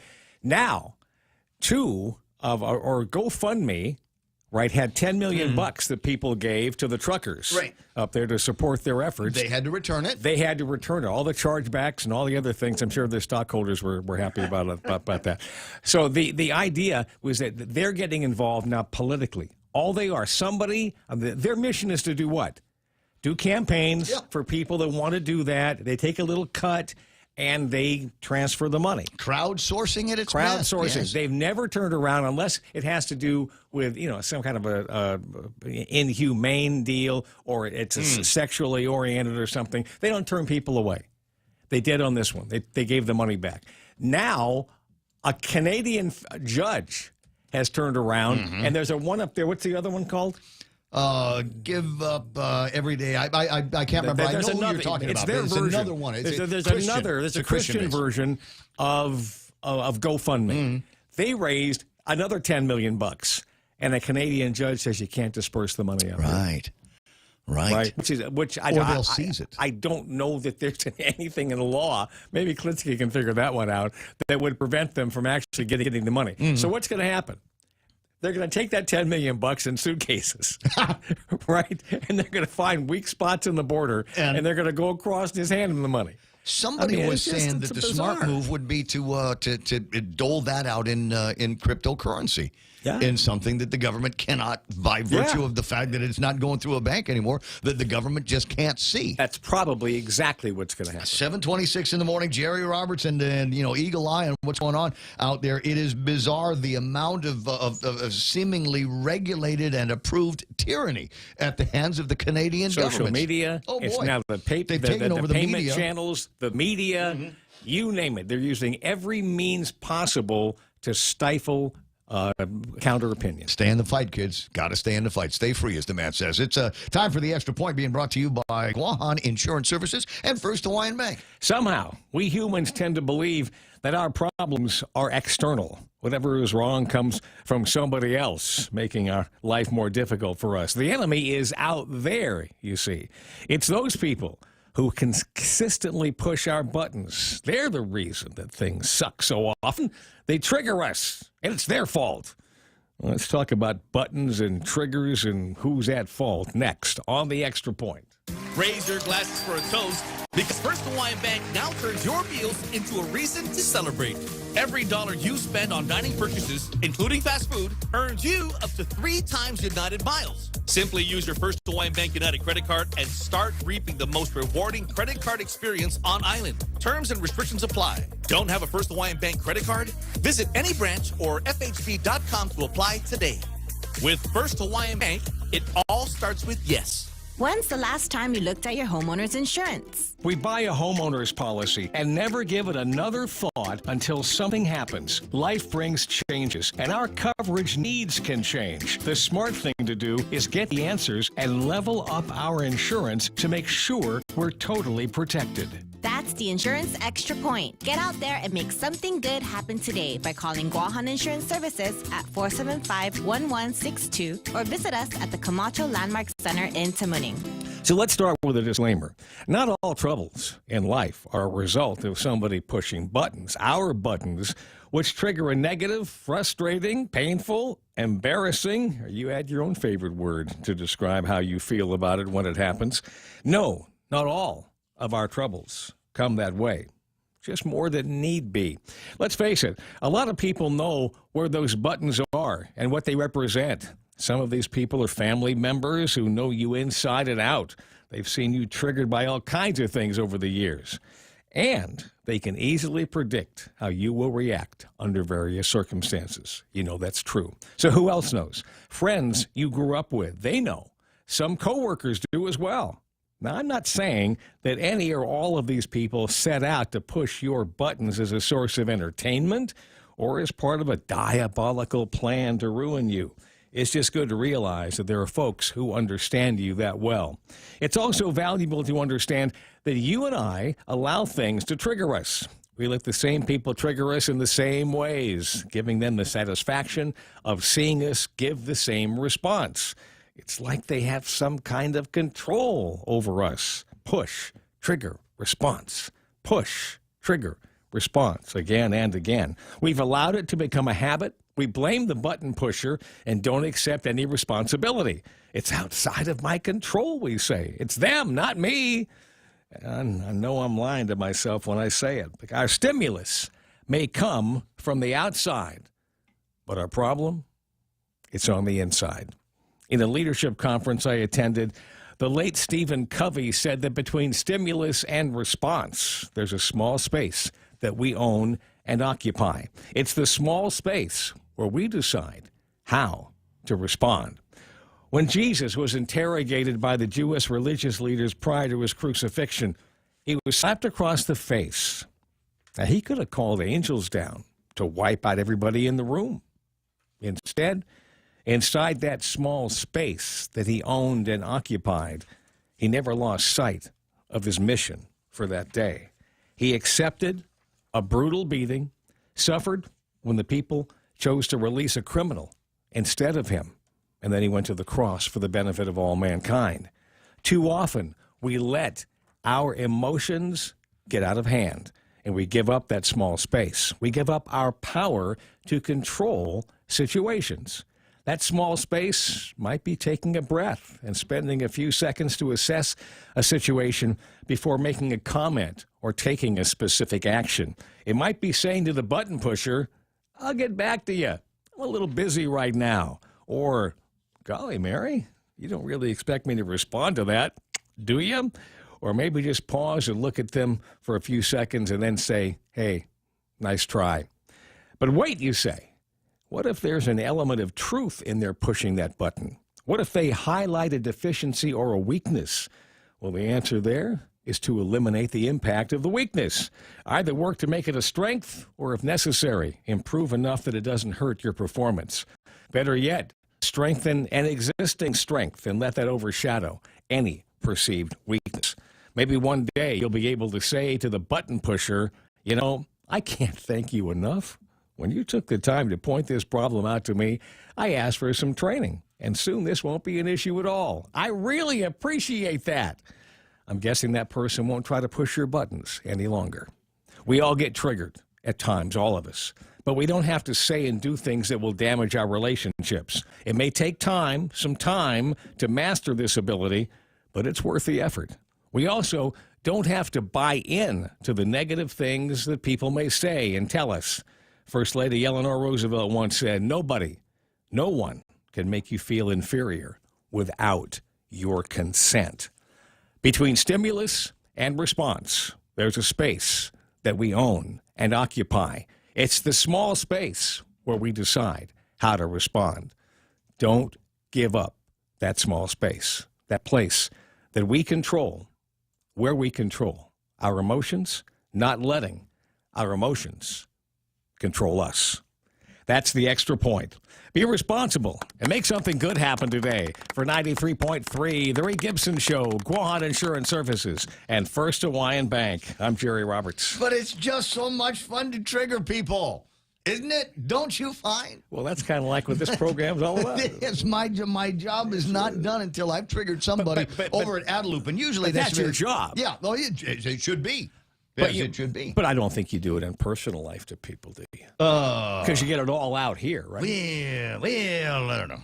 It depends. There's some people that just enjoy to watch them move around. It's 7:34. Jerry Roberts and the Extra Ball. As an example, Jerry, my personal goal to trigger somebody over at Adeloop at least once a day is this image here that I've got up on. I'm going to put up on the screen right now. This Governor Lulian Guerrero, and there was a picture that was taken of her, I don't know, standing in front of basically a tank, wasn't it? Yeah, big tank. Big tank, like a water tank or a fuel tank or something like that, up at the base. Anyway, so I took all of that part out, and now I have an image of Governor Lulian Guerrero doing a glamour pose that we can put in front of anything. In front of anything. It could go viral. I did that. Look at what I've given to the people of Guam. Media scoundrels. Exactly. Well, Ken Leon Guerrero is already working on something. We'll see what he's able to come up with if he can get. There's another guy, right? Just say the words, the other Governor Leon Guerrero, and there are people on both sides of the aisle kind of lose their mind. Yeah. He's the other Ken LG, the other Governor Leon Guerrero. At 7:35 in the morning, Montecito Tyrant is breathing hard. That must mean it's time to find out what's going on in news and headlines around here. Brought to you as we do it at 7:30 by Ken and Karen over at Top End Pest Control. You need something eliminated over at your place? Little fire ants. And you know what I found out is the same stuff that kills little fire ants also kills regular red ants, because I put some of that out the other day. Thanks, Ken. Appreciate it. 487-5657. It's also brought to you by Burger King with a new Double Whopper Junior Your Way meal. So it's got the Double Whopper Junior, French fries, 4 pieces of chicken nuggets, and a refreshing icy cold Coca-Cola. So BK Your Way. And Auntie Lolita Camet with Huffaday Realty. She's standing by to make your real estate dreams come true. 688-6743. Principal broker Jody Duenas. Now, with the news, here's Mana. The police are looking for the man who held up a Harmon convenience store this weekend. The cashier at the Z Market was held up at gunpoint. The man left the scene. Details are sketchy, but police did confirm that a robbery complaint was filed and an investigation is underway. The man was only described as wearing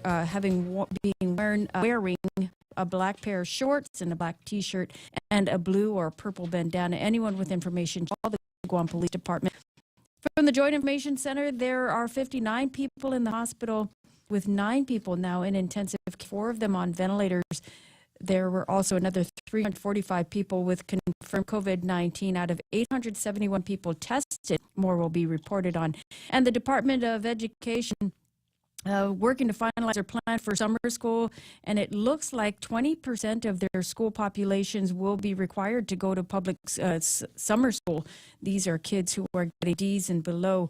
Once it's approved, parents will be notified if their kids will be required to go to summer school. And the U.S. Geological Survey confirming that there was an earthquake this morning. You may or may not have felt it. It was 4.9 on the Richter scale and just off of Mauritius. So far, there have been no reports of any damage or injuries. And those are your headlines right here on The Point. Yeah, double check on that. I got a guy, Elvis Kanata, online on the YouTube side, says it was 5.7, 169 miles south of Molesu Village. That came from the USGS website. Information that we have from the JIC said that it was 4.9, or maybe it's possible that there was a 4.9. Maybe I'm looking at a duplicate report from a while ago. I'll double check on that. Anyway, 7:37 in the morning on the Ray Gibson Show. We'll take a look at what's happening, traffic, etc. on.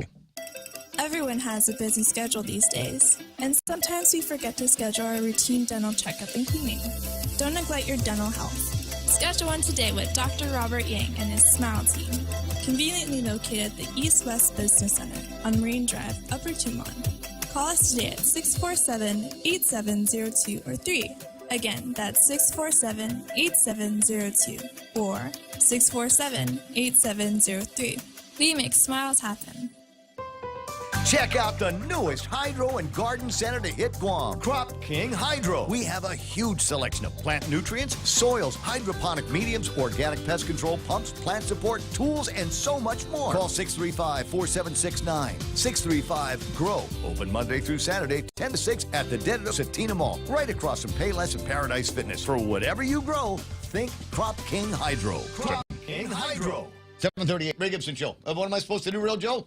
KFC, sir. Got it. Had some KFC over the weekend. In fact, one of my favorite parts of yesterday was I went to a thing, and there were 2 buckets of KFC chicken. One regular, and the other one extra crispy. And I sat there like a kid. When nobody was looking, I'd start moving the pieces around, looking for my favorite. I know there's a rule. If you touch it, you got to eat it. But, we're all close like that. We've been giving each other COVID for a long time. But anyway, where was I? I was telling you about the great meals that they've got over at KFC. Made even better now.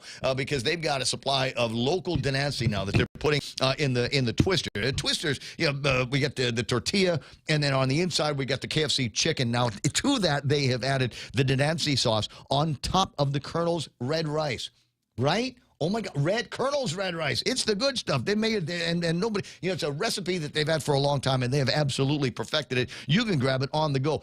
You can also have the Denancy in the KFC fried chicken sandwich. I watched somebody eat it for the first time in Thursday, Friday, something like this, Friday, and I watched somebody eat a KFC fried chicken sandwich for the first time, and just that look of delight on their face. You can get it, too, at KFC.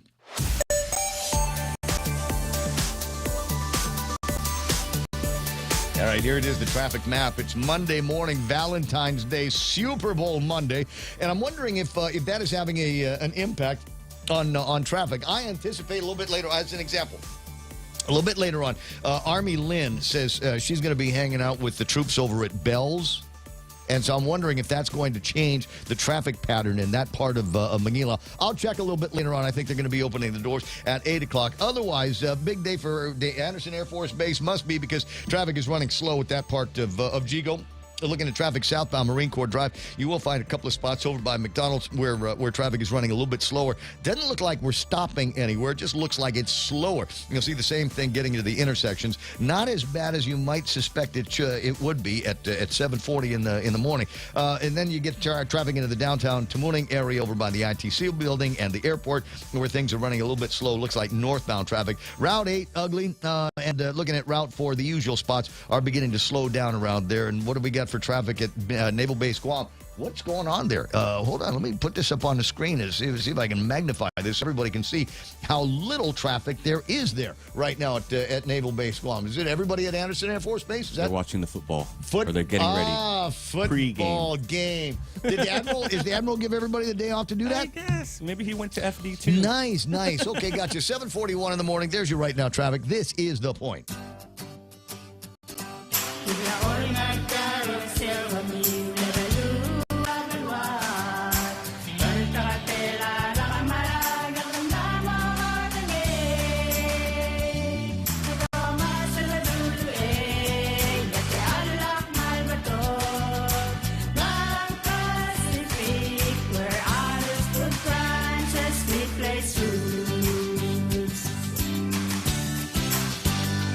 Subway keeps the Eat Fresh Refresh subs rolling in with a fresh take on timeless classics. Try the Honey Mustard Rotisserie Style Chicken. It's the new Subway Rotisserie Style Chicken with a flavor upgrade, mizzled with honey mustard on hearty multigrain bread and topped with fresh hand-sliced veggies. Craving some heat? The Baja Turkey Avocado hits all the hot notes. Oven roast turkey stacked high on hearty multigrain speared with smashed avocado and drizzled with the piquant chipotle sauce. Tuck into new subs to savor at Subway. Eat fresh.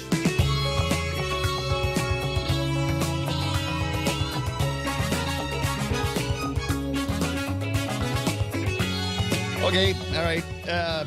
Don't like talking numbers on the radio, but I'm going to. 39 hospitalized with vaccine. 18 hospitalized, no vaccine. Just throwing that out there. Just every once in a while, throw that. And there's people, why do you have to do that, Ray? What are you trying to say? Don't you know, though, that in an imaginary world, if we divided everything up by 100,000 people, that it would be much higher, the numbers for folks? There would be...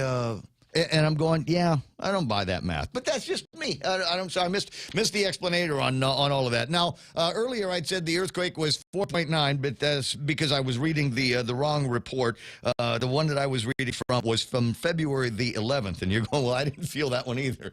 But for those of you that are curious about the earthquake today, according to the U.S. Geological Service, as transmitted by Jenna Bloss from over at the JIC, USGS recorded an earthquake of a preliminary magnitude of, are you ready for this, kids? 6.2. No way. It's bigger than 4.9, bigger than 5.7, as some people are saying this morning's earthquake was. 6.2, you would think that we would feel that. But I equate talking on the radio to driving because I'm so kind of animated. I'm always moving around, and there's just no way. I mean, unless it's real big. And 6.2 apparently doesn't meet my standards for real big here this morning because I didn't feel like it. Didn't even tickle the pickle. 176 kilometers south of Mlasu with a depth of 44.1 kilometers at 6:29. Oh, no, I heard it. I'm just not going to respond. I'm not going. See, that's what happens. Little kids say bad words, and everybody says, that's so cute. And then all of a sudden, you got a kid with Tourette's. So I'm just not acknowledging anything that's coming out of Real Joe's mouth, at least for now. 7:44 in the morning, 888-8255, 888-TALK is the telephone number around these parts. And, Nico's on the phone. Yeah, Nico Fujikawa. How come we didn't get the governor? He's busy, incapacitated. He's cannot doing come something. to the phones. He's changing the world. That's fine. I like Nico as well. We have a good time when we hang out. Hey, Nico, how's it going? Good morning, Ray. How are you guys doing? Brother, it's great. It's Super Bowl Monday, and we got Valentine's Day going, and normally we'd be, touting, all the Valentine's activities on Love Island. That's what the Koreans call us, Love Island, and all the different things that they'd be doing. Unfortunately, the hospitality industry being what it is these days, I guess it's going to be kind of difficult to do all of that. Now, Governor Gutierrez and I were talking the other day about some problems that some of the food truck guys are having. Maybe they're not as welcome as they'd like to be in other parts of the island. And we thought maybe doing something down in Tumon might be a good thing. And so you guys have started the process at GVB of getting the food trucks down in Tumon. That's great. Tell me about it.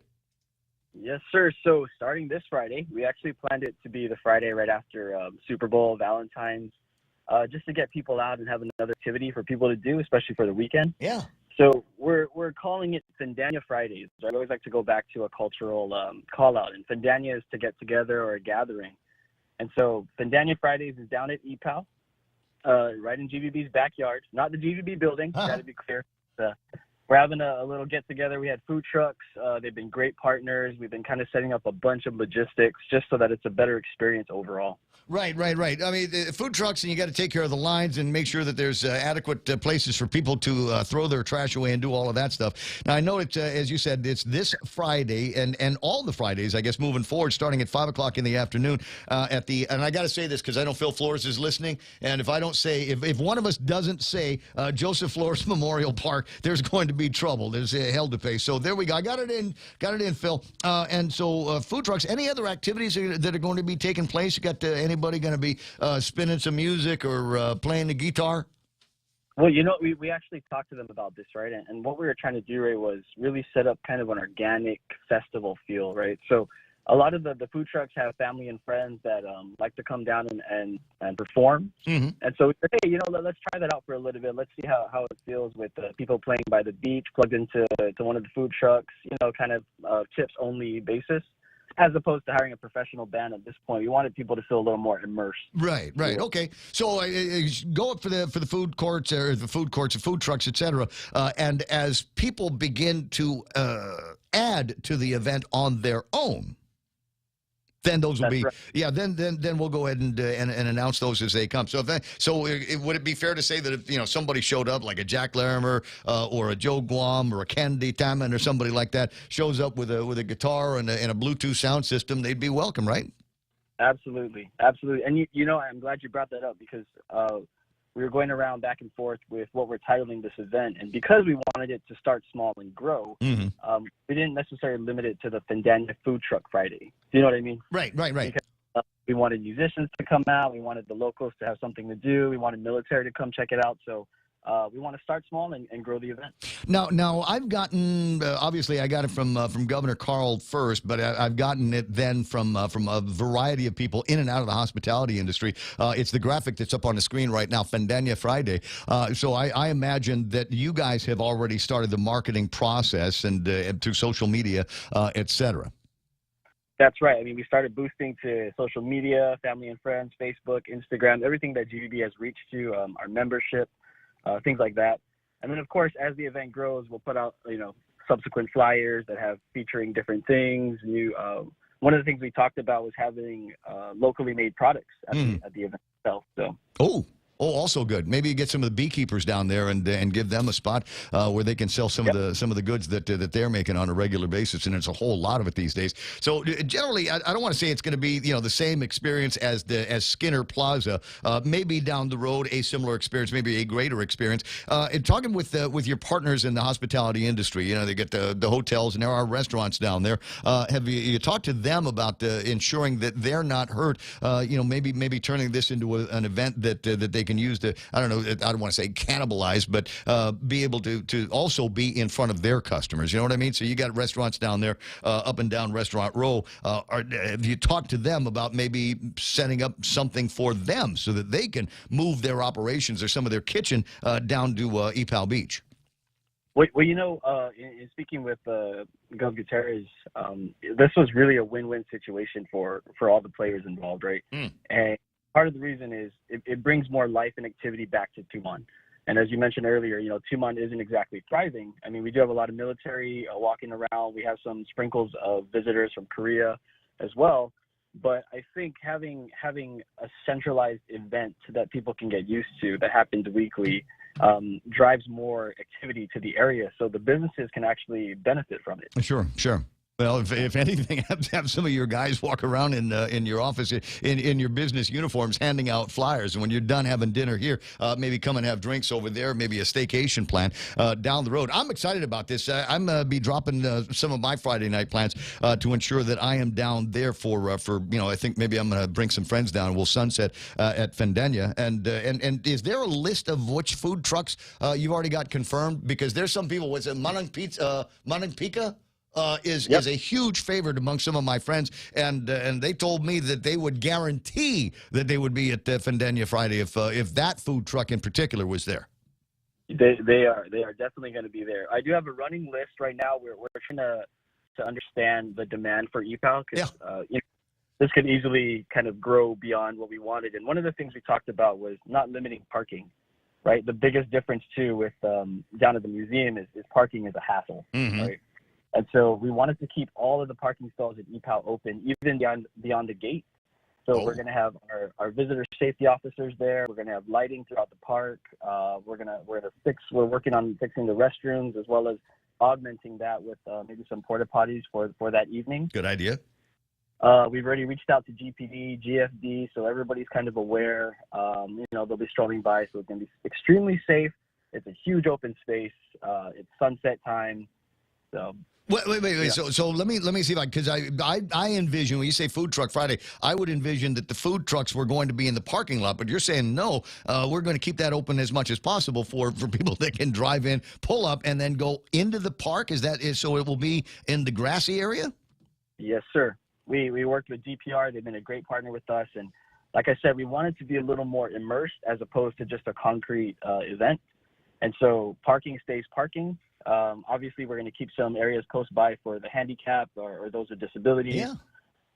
But for the most part, we're going to, that strip going towards the main pavilion, we're looking at lining up some trucks along that main strip there and then into the park itself. Gotcha. I'm getting kind of a visual here. Maybe you send me a map. I can put that up on the screen for folks that are watching. And keep me posted on which food trucks are going to be down there. There are food trucks, as you know, that have a following, and it would not surprise me that people would do the Thursday night thing over at Skinner Plaza and then show up the next night for some great tasting chow over at Fandania Friday. Absolutely free event. Starting at 5 o'clock on Friday. Get down there, find some parking, maybe go grab something to eat, and then go watch the sunset down at EPAL Beach Park, the Governor Joseph Flores Memorial Park. There you go.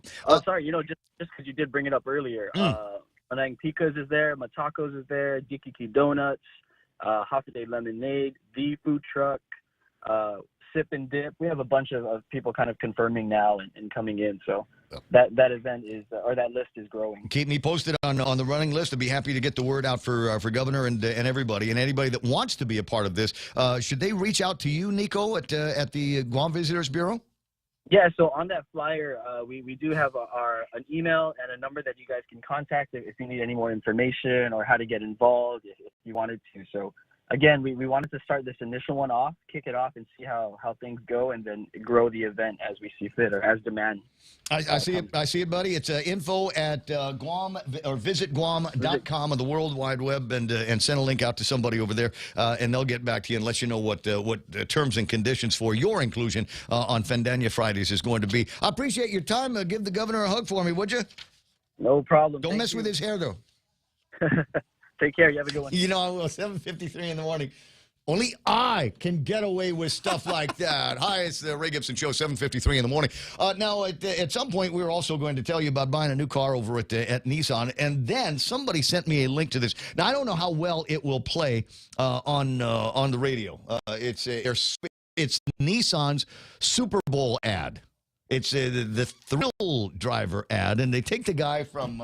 it's the dad from American Pie. You know what I'm talking about? Yes. Gene something, right? Yes. Anyway, so he is the guy in Thrill Driver. You might not be able to see this because I don't know if they bought the ad on for the Super Bowl. And we don't get.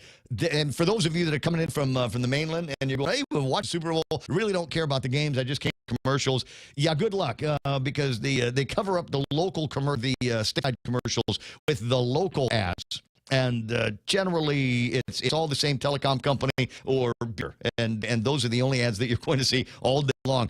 But people will be able to find them on the internet. So here is the one from Nissan. Hope it works on the radio. Otherwise, you'll be able to see it online. Click the buttons. Yes. Okay, I'm clicking every button, Ariel. That's right.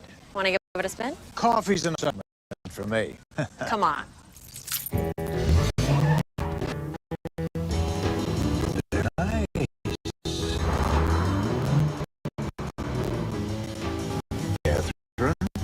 What? All right. Levy. Eugene. Be there in 2 seconds. Well, cock-a-doodle-doo.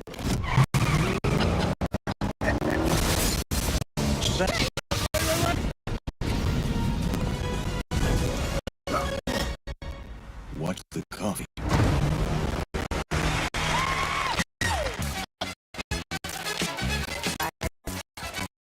Shotgun.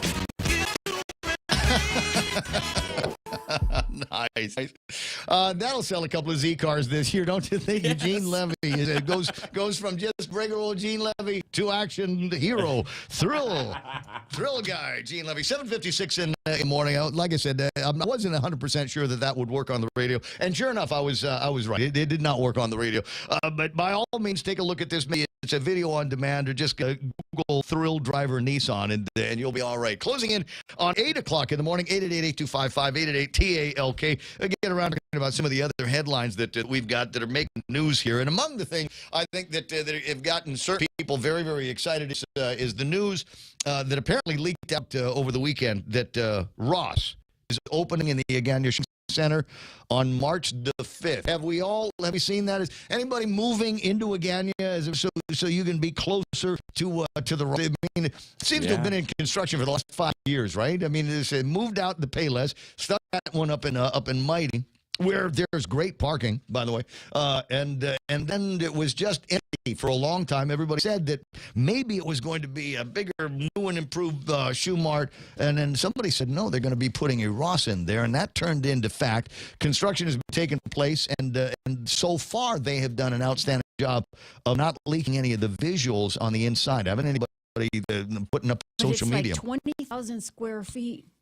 I don't know. Is that a lot of Ross? That's a lot of footprint. I mean, is it in comparison to, say, the one they've got over at the mall or the one that they've got at GPO? I'm imagining it. It's bigger than. I mean, do we need another one? I mean, let's go in there and touch the weight of that wall, bro. We'll go to the far wall. Do we need another? There should be Ross in every village. And we need one in the south for sure. What did I say? Look, they've done the research, guys. One of the reasons why they decided on a Ross, I'm sure, has everything to do with the fact that, are you ready for this? Now, 50% of the population on Guam lives north of the Micronesia Mall. It's the statistic has always borne that out. That Route 16 and then to Anderson Air Force Base, big chunk of the population. But the biggest chunk of money is south of the Agana Shopping Center, Route 4, and then work your way south. A lot of people got land. They got those pretty houses that have been built up, and I'm sure if we're including the Cross Island Road, there aren't a lot of shopping places down south unless you have base access. That's right. There's not a place to go. I mean, the nearest Payless is on the way to Santa Rita, and then you've got otherwise, like I said, as you say, you got to make your way north. So for a lot of people, Agana is the first stop for our shopping lives, or will be for a lot of people. So Agana Heights, you get the Sinanya and all those people, and then everybody that lives on Route 4 and Route 2, et cetera, that's going to be the next best place to do your shopping. But the question is, do we need one? Do we need one? There was an argument that was made about this Vista, whatever, that was supposed to get built up down in Goknia, Vista Del Mar. Yeah. There were a lot of people that were talking about that, saying, Paul Zerzan, in fact, last week said, look, the tourism business is over. Maybe forever on Guam and around the planet. So do we really need any new hotel rooms? And that was an argument that he made, and it occurred to me, well, it might be some of that conversation that we've got to take place.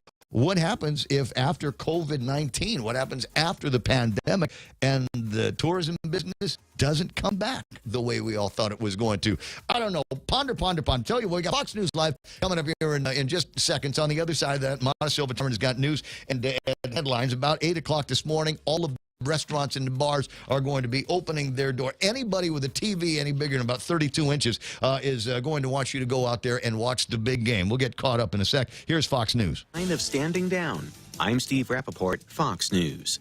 A U.S. official says Russia has amassed more than 130,000 combat troops near Ukraine's borders. Pentagon spokesman John Kirby on Fox News Sunday, still hoping for a peaceful resolution. There is still a time and a space for a diplomatic path forward. We still believe that there's a way to de-escalate the tensions here, find a peaceful way out of this so that a war in Ukraine can be averted. We still believe there's an opportunity for that, and we welcome these moves by our European allies to try to engage Mr. Putin diplomatically. Some airlines canceling flights to Ukraine as tensions continue. The mere threat of an imminent invasion of Ukraine by Russia has prompted some airlines to divert or outright cancel flights to that country.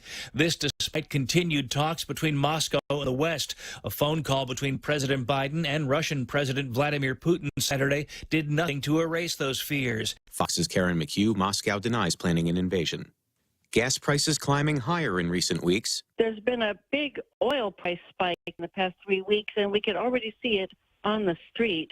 In the past 3 weeks, the average gasoline price is up 15 cents a gallon to $3.55. And diesel fuel even more so, up 21 cents to $3.91. Industry analyst Truby Lundberg tracks prices nationwide. Former President Trump's personal attorney, Rudy Giuliani, is reportedly in discussions to testify before the House committee investigating the deadly Capitol riot on January 6th of last year. Congressman Adam Kinzinger is one of 2 Republicans on the committee. He's been subpoenaed. Our expectation is he is going to cooperate because that's the law. That's the requirement. Same as if somebody's subpoenaed to court.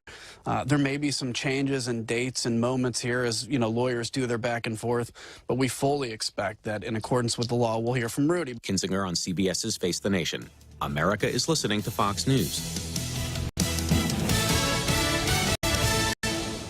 Love is perfect timing. And now is the time to make a move on the apple of your eye. A new iPhone 13 and Apple Watch make the perfect pair. And you can get now during GTA's Valentine's Day special. For a limited time, buy an iPhone 13 on HPO and get an Apple Watch 7 for free. While supplies last, terms and conditions apply. To find out more, visit gta.net or call us at 671-644-4482. Roses are red, violets are blue.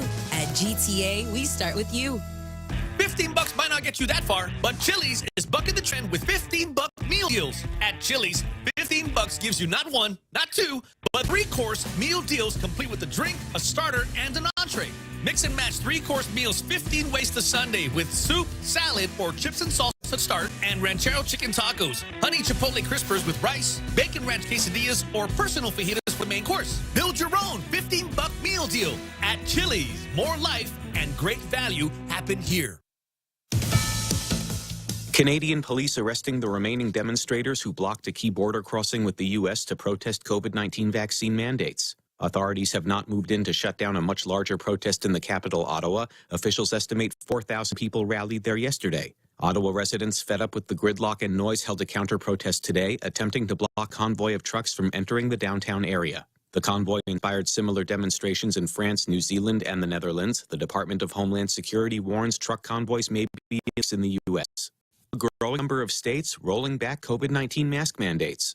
Blue state governors in New Jersey, California, New York, and elsewhere are allowing indoor mask mandates to expire despite unchanged guidance from the CDC to continue masking in public places. There is no one golden standard data point that's going to tell us when it is appropriate to lift mask mandates. Dr. Syra Madad is the senior director of the Special Pathogens Program at NYC Health Plus Hospitals and says a number of factors should determine when COVID precautions are lifted, like case numbers and hospitalization rates.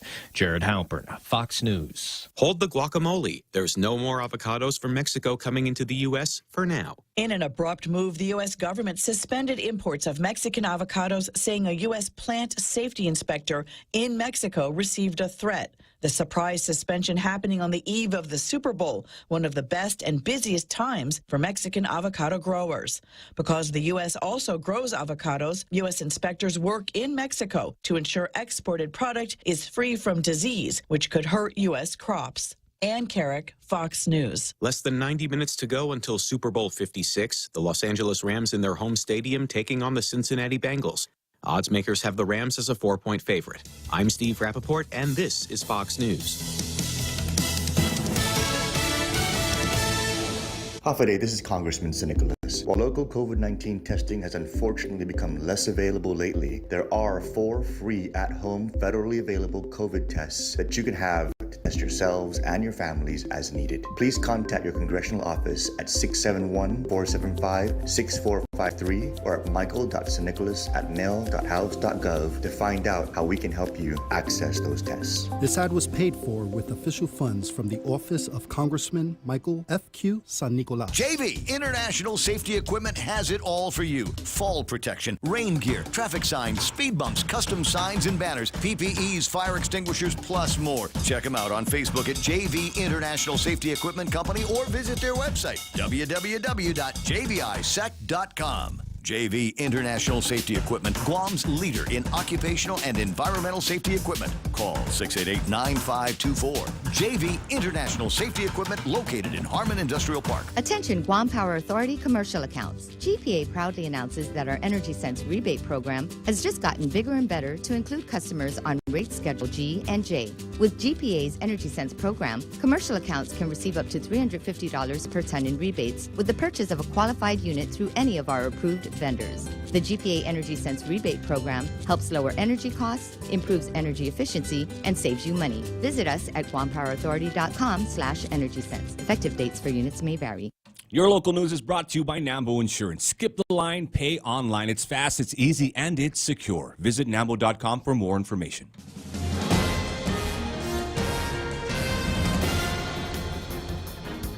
Off today, it's 8:06. I'm Mana Silva Tyron with a look at your local news on the point. Police are investigating a robbery at a Harmon convenience store that took place on Saturday. The cashier at Z Market held at gunpoint while the robber took off with an undisclosed amount of cash from the till. And police haven't confirmed any details, but they did say that there was a robbery complaint that was filed and an investigation is underway. The suspect, only described as wearing black pair of shorts and black T-shirt with a purple or blue bandana, he did flee the scene. Again, if you have information, contact the Guam Police Department or Crime Stoppers. From the JIC this morning, there were 345 new cases out of 871 people who were tested for COVID-19 over the weekend. More will be added as they collect data from other clinics and labs that were submitted. Currently, there are 59 people in the hospital with 9 in intensive care and 4 individuals on a ventilator. The Department of Education will likely require some students to attend summer school this summer. Deputy Superintendent Joe Sanchez says it might apply to 20% of the island's public school students who are considered proficiency level 1 or receiving lower grades from D and lower. Once it's approved, parents of these students in kindergarten through the 12th grade will be notified that their student will be required to go to public school. The Guam PDN reports that they are considering using federal funds and have received approval to reuse those federal funds for the summer school program. DOE over the summer did see 6,000 individuals attending summer school. They expect about the same number of enrollment this year. Meanwhile, the Guam Economic Development Authority has given about 560 local businesses a chunk of the $31 million in federal relief funding under the Local Employer Assistance Program, or the LEAP program. The governor looking at that program, saying that they are likely to add another $5 million, as there is a number of individuals still looking to apply.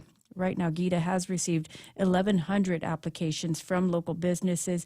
The deadline to apply for the LEAP program is at 5 p.m. on March 31st. Well, more news right after this. Go green, go solar, and save big with Nambo Insurance. When you power up your home with solar panels, Nambo Insurance will pay up to $350 toward your power bill. With Nambo, you can enjoy great savings while going green and helping to save Guam's environment. At Nambo, it pays to go green. Terms and conditions apply. Visit Nambo.com or call 477-9754 for details. Nambo Insurance, proudly serving Guam for over 50 years. The legislature has a virtual public hearing scheduled for tomorrow on a bill that would improve transparency dealing with fiscal notes and require more information be provided for legislative proposals. That hearing on Bill 178 will be tomorrow morning at 9 o'clock. Meanwhile, from the legislature last week, there was a hearing on a bill intended to update and strengthen statutes governing public corruption, official misconduct, and related offenses. Bill 172 or 127 was introduced by Senator Jim Moylan. It seeks to reclassify the charge of official misconduct as a third-degree felony rather than a misdemeanor.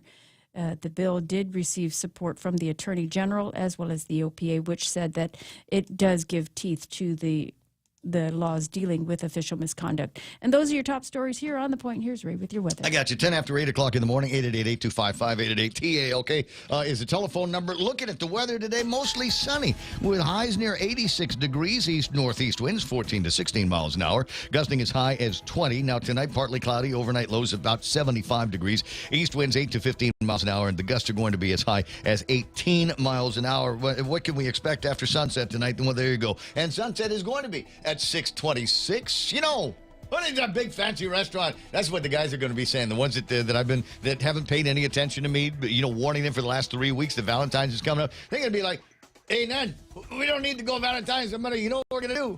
We're going to go, let's go get KFC. Let's get a bucket of chicken and some red rice and some coleslaw, and we'll just go find one of those places that Ray Gibson's always raving about at sunset. It'll be great. You'll love it. It'll be completely unique. You know, we shouldn't be like all of the other couples, right? Yeah, that's going to go over like a dodo in church. Except the KFC part. That'll work out just great. Mostly sunny tomorrow with a high near 86 degrees and mostly cloudy tomorrow night. Sunset is going to be, like I said, at 6:26. Hashtag tell the others.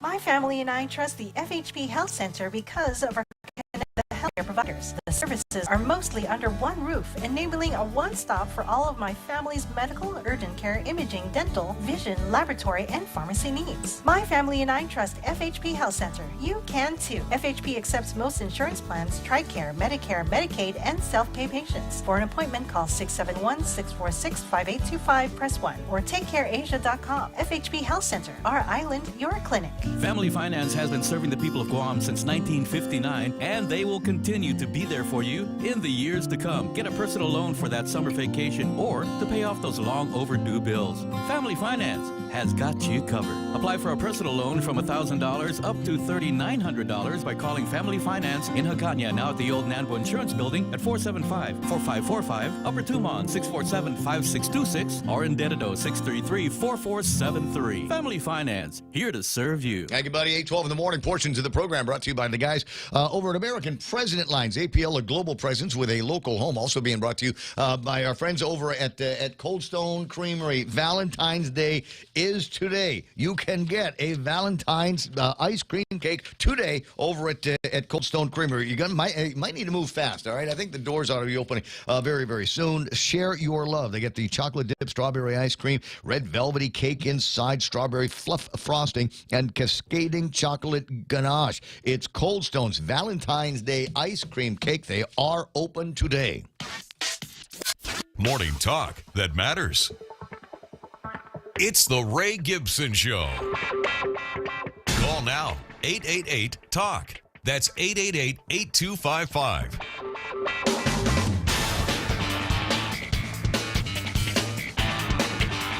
Vote for me. It's all true. 8:13 in the morning. And I don't know, I got a couple of pictures. I think these came from Dennis Larson, B-Guy here, knows how vitally interested we are in all things that are marketing related. And so he sent me some pictures of a Bengals fan and a Rams fan in what I'm going to assume is the officially sanctioned, I didn't realize that they had these things. What do they used to call these? Bandos? Is that what the... Oh, yeah, tube tops? Like a tube toppy thing. Yeah. Tube toppy things like that. And this is, there's a Bengals, clearly a Bengals fan here in this. And then the other picture that he sent over was the same version, different logo on it for the Rams, Los Angeles Rams. Yeah. Is that the same woman? No, it's not. Not even looking at the face. Yeah, I'm pretty sure it's not the same woman. All right. Well, we'll double check on that a little bit later on. Anyway, 8:14 in the morning on the Ray Gibson Show. What did we hear about things that we're not going to be able to get? You were talking about guacamole. I'd gone outside to get some water, and I came in, and you said no guacamole. Yeah, apparently they stopped all shipments of Mexican avocados. Why? Somebody in Mexico received a threat. I didn't hear the whole story. Okay, so there's on Netflix. There's a whole documentary. lot of people making a big deal about not having guacamole at their Super Bowl party. Right. As you might imagine, because an incredible amount of the avocados that come into the United States of America aren't grown in America. They're grown in Mexico. And there is kind of a cartel. I watched the documentary. You're making that look. There is a ton of money to be made in avocados, and the Mexican avocados. And so, as you can imagine, wherever there is money, there are people with sticky fingers, and the cartels in Mexico have figured out ways to be able to make money off it. Among them, I'll give you an example. Among them is extortion from the guys that grow it. If you want to be able to grow avocados in what is the Mexican mafia controlled cartel area, you have to pay for protection. And if you don't pay for protection, we're going to put you out of business. We will burn everything to the ground, including the trees, and probably kill your family. So yeah. So So apparently, it says the U.S. had informed Mexico's Agriculture Ministry of the decision after one of its officers who was carrying out inspection work in the city of Uruapan received a threatening call to his cell phone. And so they've suspended all import of the Mexican avocado. But illegal aliens can still come, right? Yeah, just go right through the border. Oh, yeah. Maybe they'll carry. Why don't they just have the instead of bringing weed and the drugs, all of that, so just go avocados. Avocados. Smuggle those. Smuggling avocados. All right, there's a Speedo joke in there, and I'm not taking the bait here. 8:16 in the morning, 888-8255, 888-TALK is the telephone number. Is that our avocado expert on the line? Yes, avocado expert Troy. Cousin Troy's made it on the He loves guacamole. Hey. Good morning, my most favoriteest, most beautifulest cousin in the whole wide world. Good Happy morning, my Valentine's. favorite, most beautiful cousin in the whole wide world. I love you so much. I love you too. Oh. I almost don't want to interrupt here. Hey, so what were you talking about this morning? I saw that you'd started a stream about 10 or 15 minutes away from 6 o'clock in the morning, as you are doing these days. And I was looking at it and said, remind me to ask him about it, but then I forgot what the topic was. What was it you were going on about this morning? There are a few things. One is the severe structural disintegration, I guess, of Guam Memorial Hospital, and how in the midst of all this, let's go to a new hospital, and then the governor moving the timeline back 2 years and forgetting her original calls for urgency. While all that's been happening. You mean 4 years ago? We've sort of forgotten. Yeah. Oh. We've forgotten that Guam Memorial Hospital is wasting away. We got some pictures of the Z-wing, exposed rebar that's just, rusted beyond. Well, they're not using Z-wing anymore, are they? I thought they'd decided that it was beyond any kind of economical repair and unsafe to work, and I thought they had moved everybody out from there. Sure, but if there's exposed and rusting rebar in Z-wing, imagine what's going on in the rest of the building that's just as old. It's $800,000 worth $800 million worth of repairs. We've got some money on it now. And last time I saw a story in the Guam Daily Post about it, there's still $400 some odd million that remain unspent. So why can't we take some of that $400 some odd million and plow it into the existing Guam Memorial Hospital? There's also $10 million that Speaker Therese Terlahi had appropriated, I think it was 2 years ago, specifically for GMH repairs. It may have been for the roof or the electrical panel, but the money was not enough for both. But both are in urgent need of renovation. I think the electrical panel needs to be completely switched out. And so, even though these are sort of, for lack of a better term, spot fixes for GMH as we're waiting for a new facility, these things need to happen because there shouldn't be one day where the power goes off at GMH because the electrical panel fails or a ceiling tile falls on a patient or a visitor or a staff member of the hospital. I think we need to be, it's just a fact. We need to be concerned about what's happening at GMH now while we're also building a new medical campus, and hopefully not at Fadian, but at somewhere way more appropriate. On property that I've yet to find anybody in the medical profession, anybody in the hospital business that thinks it's a good idea to go to Fadian. It feels like it's one of those things that's getting forced on us for some reason, and it doesn't make the whole hell of a lot of sense because we're still fuzzy on whether or not the military may have designs on that for a 360-degree missile system to defend the island and defend military assets here. And then you've got families that are still making claims on that property so that if the military does decide that it is excess inventory and return it, the families by law should get first rights of refusal in the very least. Well, everything's fuzzy in an election year. And the other two things or three things that we're talking about on our agenda today, aside from the super concert with the periphery football games, is the Snoop Dogg in the house. Did you see where he bought Death Row Records? First of all, that's my whole generation, so I'm down for today's. I'm sure of it. I'm totally sure of it. I know people. That's the only reason why they're going to be watching this for the halftime show.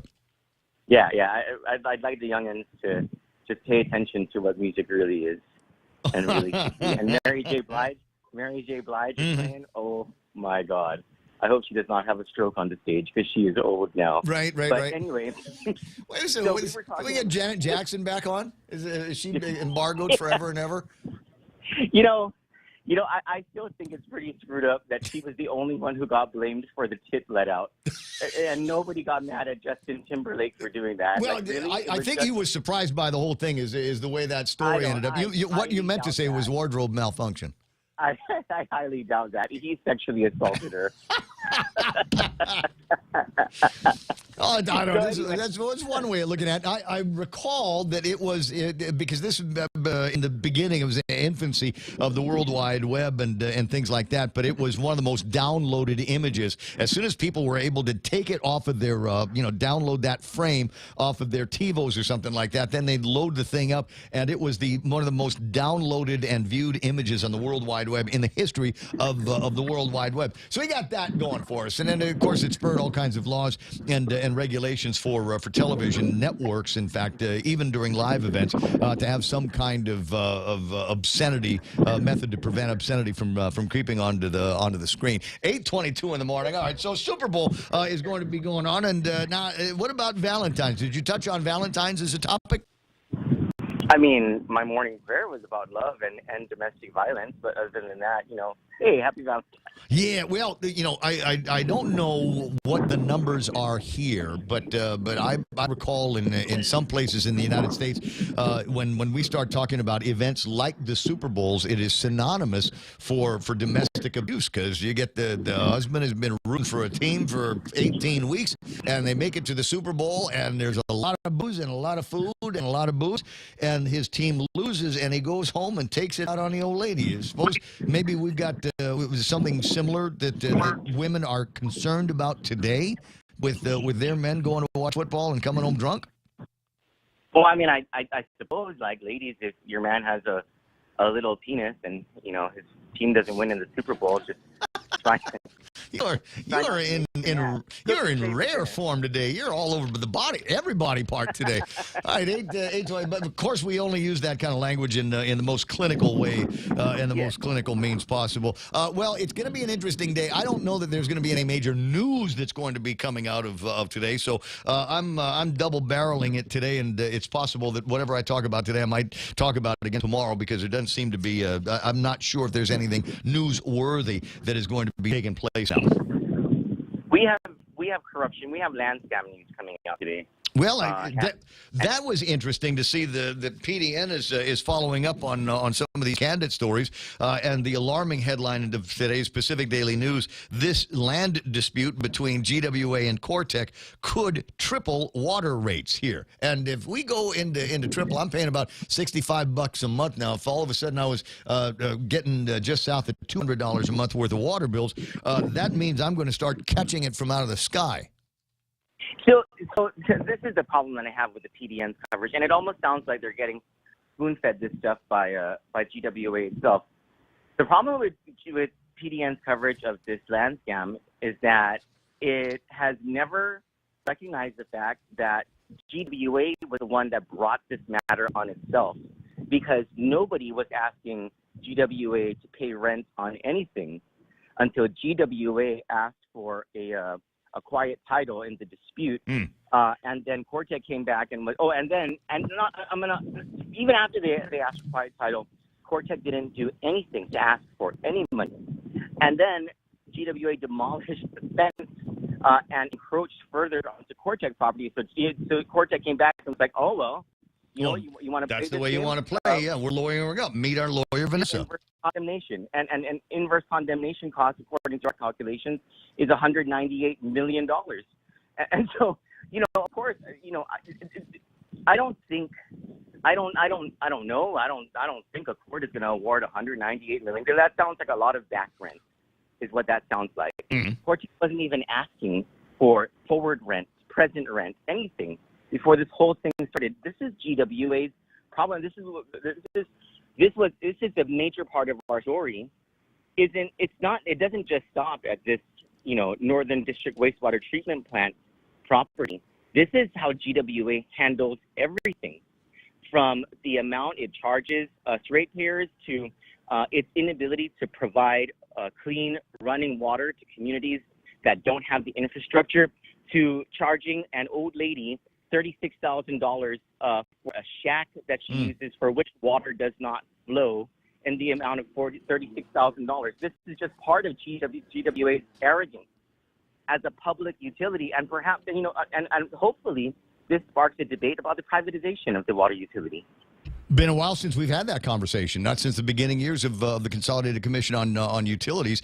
I think there was a political backlash on that, and they decided, okay, we won't sell it off like they sold off the telephone company. But is it possible? You take the good with the bad. It is possible, though. You trust the devil that you know versus the one that you don't know. There have been conversations about privatizing, and then concerns about what our rights are, including, in my case, as I said, the right of being able to just catch the rainwater. There are private companies, and we've heard the names. What was the one they ended up taking care of the waste treatment center? Veolia. Veolia. Yeah, you remember that one? Yeah, I remember that. There were conversations about them and them being among some of the contenders for the title, and people started doing this is back when we had real journalists, right? People started doing some research on these guys and found out wherever they went, they were basically had taken over all of the water rights in particular communities. Look them up in South America. I mean, just off the top of my head, those are a couple of the stories that were floating around there. 8:27. I wouldn't normally do it. I got Jimmy Craig Moylan on the line, and I'm on him. I'm gonna ask him if how much, Jimmy, how much are you paying attention to this drama between GWA and Cortec, and how concerned are you that about today's headline: dispute could triple water rates, even double the water rates. I mean, how do we get out from under this, buddy? Well, I sure hope it goes across the table, and the discussion at least has started with the PUC there and the company involved with the land there. It's unfortunate that it came to this point where we have a problem, but I gotta hope that this could be worked out in an agreement and without necessarily going all the way through the courts, but maybe something they can work out to understand it better. But if it goes through the courts, it's in the courts. That's the situation, unfortunately. It's in the courts right now. It seems to me that they've already gotten judge shopping for this. There's a note in a story in today's newspaper where in the possibility that it could go in front of Chief Justice Bob Torres. Right. And we just need the information to be transparent from the government's point of view so that judiciary can make the right decision. I don't like to see any more funding being paid out from the general fund, but if that's what the decision is, I guess we have to do that. Again, it's about the understanding these things way in advance and why has it been done on. But I don't know. Maybe you spend some time with Cousin Troy on this, because it does not look good for GWA at this point, and I'm concerned now that the remedy of this might actually be some kind of a claim now that Cortec would be able to make against, number one, the property, anything that we're building on the other side of the property, so that back rent can be taken care of, and as Cousin Troy puts it, forward-looking rent can get handled as well.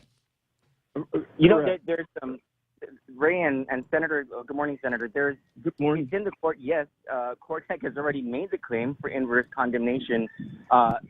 Here's something where the legislature can help to provide a solution, and one, of course, is an oversight hearing. This thing is overdue for an oversight hearing. Bear it all on the table. Call in Guam Water Works Authority and the Department of Land Management and ask them, you guys, what the hell did you get us into? and then the other thing, and the reason I say Department of Land Management, one of the things that the government can do and the legislature could help to hasten is for the Department of Land Management to withdraw the case, because this wasn't brought originally by GWA. This was brought by Calvo's outgoing Director of Land Management, Michael Borja, in December of 2018. This is when that lawsuit was filed, in the last month of the Calvo administration. And one of the reasons we're digging into this is we're wondering, why did they do that?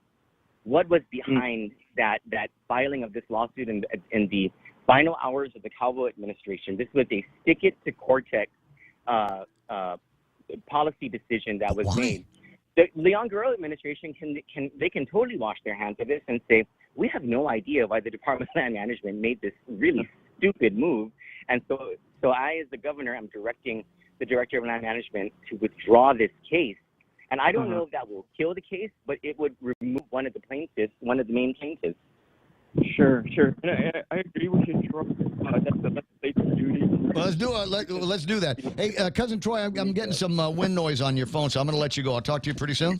You guys have a good day. All right, see you at the big game halftime show that he says he's absolutely wild about. Jimmy Craig back on the line. Is that something you can recommend as a member of the minority, or can you call it yourself? It's best that the committee chair put that together, and I'm sure if the committee chair understands all the issues going on with this situation, I don't see why they wouldn't call that oversight hearing for that purpose. More information shared with the public, more information shared with the legislature, and things we can do. We should start at that point. I agree with Troy. All right. Well, we'll work on it from there. 8:31 in the morning, and just wanted to get some further interesting thoughts that you got. There's a newspaper here. One of the articles, one of the days. Is this Sunday? It is the Sunday Guam Daily Post. Lawmakers consider higher government revenue and what to do with it. This is something that we got from the CRERs and conversation with Les Carlson talking about how great the economy is because the parking lot at Payless and Mighty is full. And other observances that he made that would indicate that everything is going all right, at least in terms of the government of Guam. I looked at the number and the potential that we've got $76 million additional dollars in collection, saying, well, obviously we don't need that extra money. We got billions coming in from the Fed, and if we're doing that good with the 5% GRT, let's roll that back and give some of that back to the people of Guam who are paying into that $76 million in additional collections.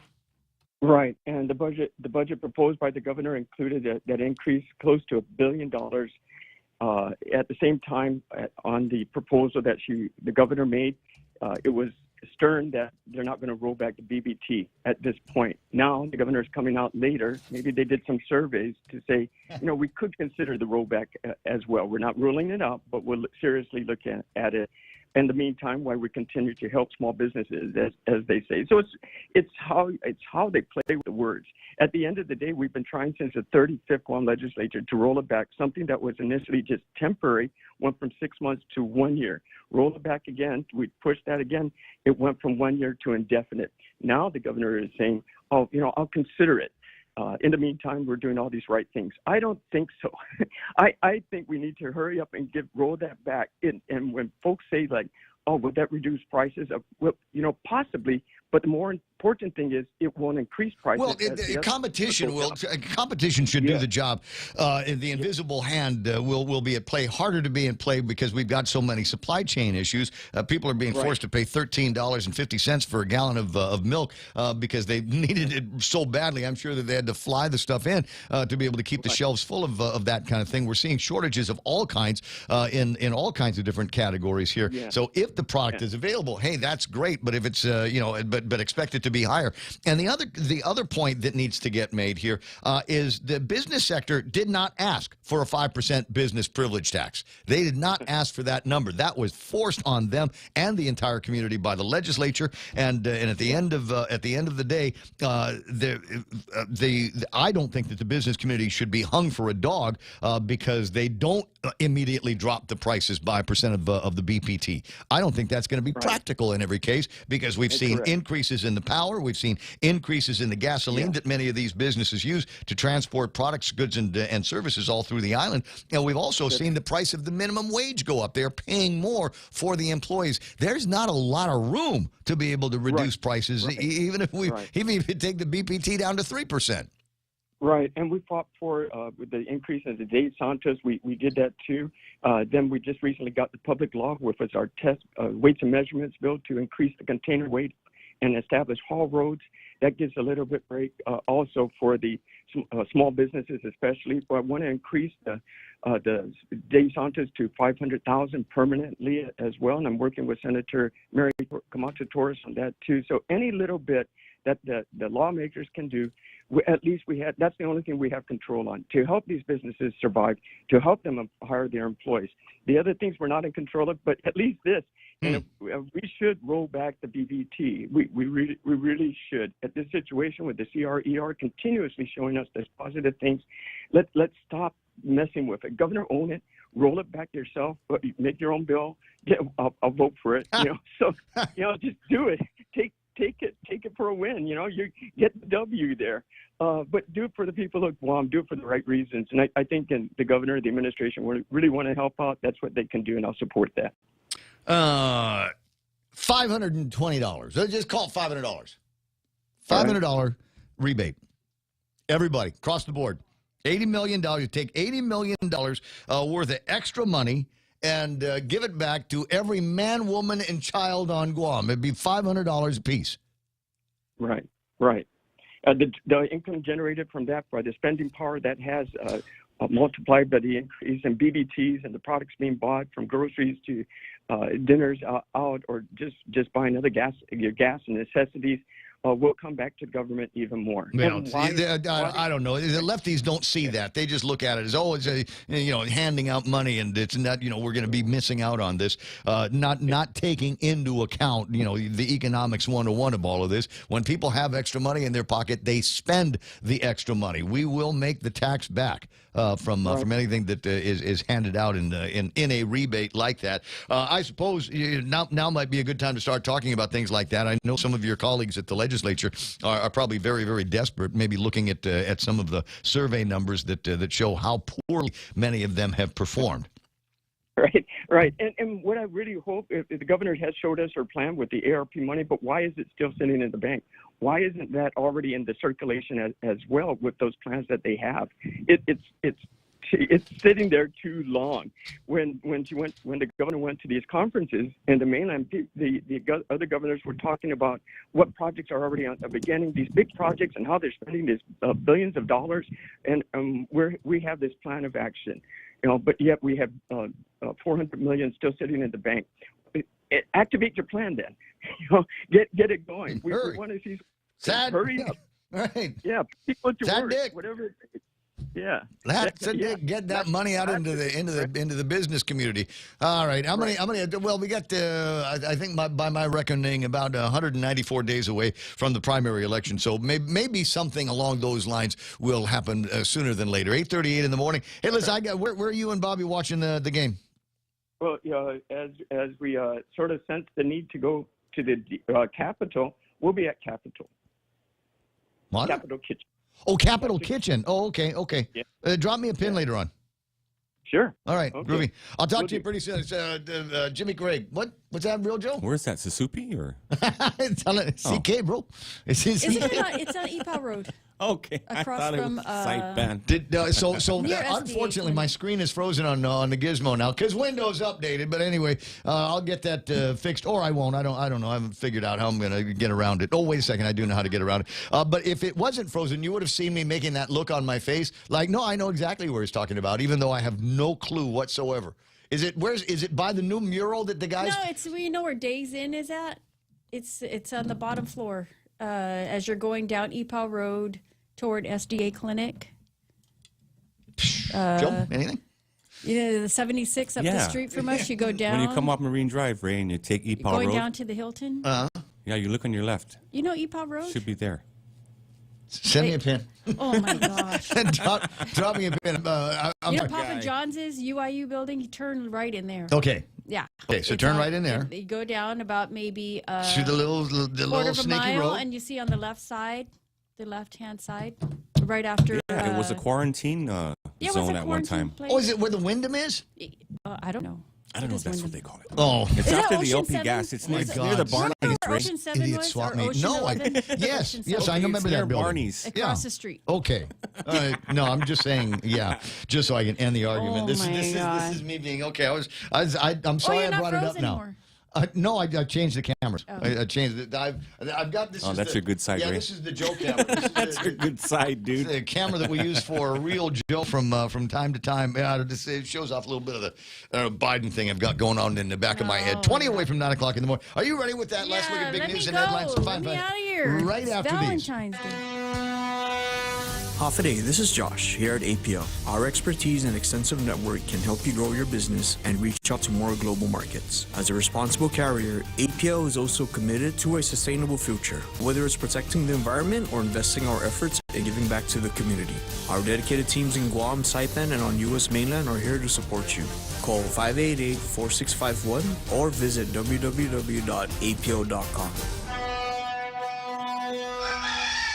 Howdy, folks. KFC's Colonel Sanders here to tell you KFC is bringing a new heat to Guam with the Denancy brand hot sauce. KFC hot comes in two ways. The twister is KFC chicken, our famous red rice, pickles, and Denancy wrapped in a toasted tortilla. The Denancy chicken sandwich has an extra crispy quarter-pound white meat fillet, spicy pickles, and Denancy sauce. Now that's hotness done right. Try one or try them both. Available at all KFC restaurants. KFC, it's finger-licking good.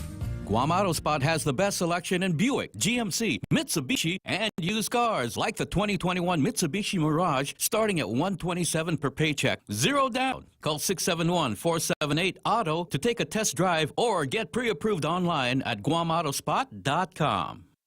Okay, Mark says it's by Pacific LP Gas.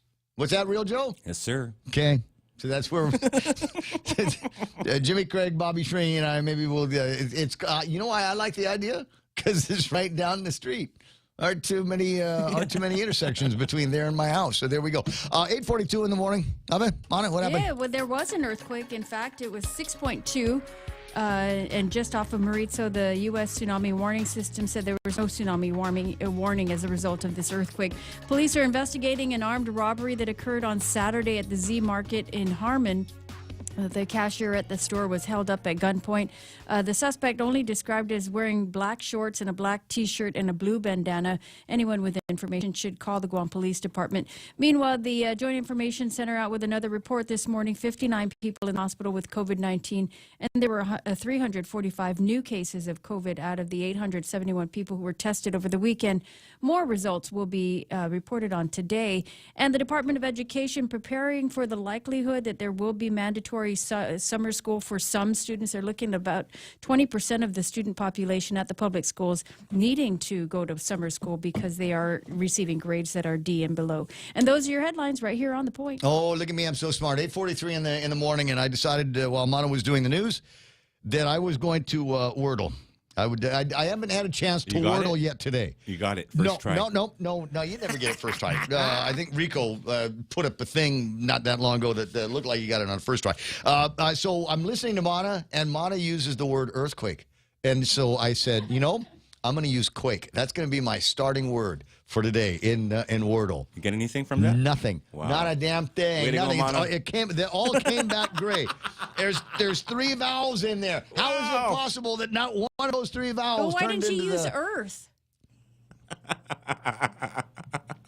Well, I don't know that would make any difference now because A and E aren't in there, so Earth would not be a part of the a second starting word.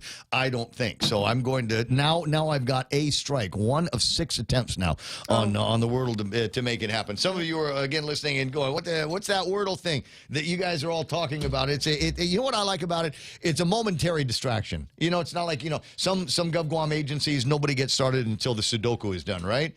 I'm sorry, we can't. We'll open the thing later because we're working on multiple rounds of Blackjack 21 on the computer. Could you just take a number? We'll have somebody see you before too much longer. But Wordle, which may be why I'm not hearing too much about Wordle from people that work in the government of Guam. There's only one. You only get one game per day, and you've only got 6 attempts to get it right. This is not one of those things, unless you're the dumbest guy in the room that is going to take you all day. And so Friday I was concerned and alarmed because I didn't get Wordle until like 4. And I finally get 6. Yeah, I got it at 6. You were down on yourself, but like was it yesterday? I got it in 3 or something like that. Day before, and those are the things I will low key brag about. 8:45. There's Mono Silva Tavern waving goodbye to everybody. It's the Ray Gibson Show until it's not going to be anymore. Super Bowl / Valentine's Monday. Tell you what, we will quick break. We do quick break here, right? I don't know. It's Monday. I got to retrain. But we'll quick break, and then on the way back, we'll take a look at what folks are talking about on the Facebooks and the YouTubes, as well as, if you don't mind, take a look at some of the other big stories, big mainland stories that are going on right now. Is obviously the war with the Ukraine, and I don't know. I get the feeling like there's nothing that can be done about that. It seems to me that we're all moving in that direction for no apparent good reason. It's just Putin puts troops over here. We send our guys out over there, and they said, "Well, no, it's not war. Don't worry, it's not going to be war." And at the end of my day, the concern. Okay, this is. I'm sure Ray Lynette is going to call in on this. Okay, here's the concern that I have, guys. Is they're going to start something in the Ukraine, and America will respond, to which Russia will respond, but asymmetrically. They might have means to be able to really ruin our day. Or Putin, who enjoyed the opening ceremonies with Xi Jinping in China Remember, they're buddies. They're, Qingdai. So how about, okay, well, tell you what, we're going to get into a scrap over here in the Ukraine. Get ready for that. And listen, you guys have had your eye on Taiwan for a while. Why don't you do that? And in the meantime, tell the guy in North Korea to start sending over whatever he's got and tell him to tighten up the aim a little bit more. This is the thing that keeps me awake at What night. a cast of characters. Right? Yes. I know it. 8:47. I was going to take a break here, but we got Daphne Shimizu from the Department of Revenue and Taxation on the line here this morning. Hey, Daph, how you doing? Half a day, Ray. Happy Valentine's Day. Oh. Tell Dana I said happy Valentine's. Oh my gosh, I'm sure she's having a great Valentine's. But yes, I will let her know. But I know that you had called because we have been hearing from a lot of our taxpayers, our Guam taxpayers, that they are receiving these notices from the IRS. No, it has absolutely nothing to do with that, actually. Oh. The real reason, I want to let you know that there are people that are warpathing right now because they needed to get something done over at the One Stop. And this came to me, I guess, Thursday or Friday last week whenever we originally tried to get you on. And they sent me a note, said went down there to the One Stop at lunchtime, noon. Okay. And went to go and try to take care of some business, I don't know, whatever it is that you guys are doing down at the One Stop. And they got turned away and said, well, why? And they said, well, because we close at lunch. And the guy said, that's kind of dumb because that's when people have time to go and run a government errand or two. So at lunchtime, if you're closed, then the only other time I've got to take time off of work to be able to get some of these things done. And I thought, well, I better ask Daphne about that because I know that you've got parts of your operation at One Stop. Are they closing at noon? Actually, and that's something that I have to confirm because I do know that as we work to open up the BLPC again, the Business License Permit Center again, we did, what our biggest issue has been is human resource. And for us, we allocate 3 people from our agency there. We have a real property tax person, a collections person, and our business license person. And so because of the scheduling, there are times that I know that we had to close at lunchtime. And I'm assuming that that's probably likely the issue that we run into is that because we allocate resources from our agency, and it's a little bit difficult. That's likely the issue, but that's something that I'll bring back to our team. Just so you know, of course, we have been working on a lot of efforts to try to help our taxpayers or our applicants who want business licenses or who are in need of business licenses. So that's something I'll bring back to the team so we could talk about and make sure that we address, because we do understand that it is challenging for our people. But again, we kind of balance out the human resource issue with trying to manage that, and again, that's something we'll look into. Do you need more people? I believe that we do. In fact, what we're doing here at Rev and Tax, did you Faisen see Lou, and maybe she'll let you hire some new people? Well, we have been trying to open up positions slowly so that we can get more people hired, so we can allocate resources to that effort. Right. As you know, we have been I think that we had just opened up the Business License Permit Center.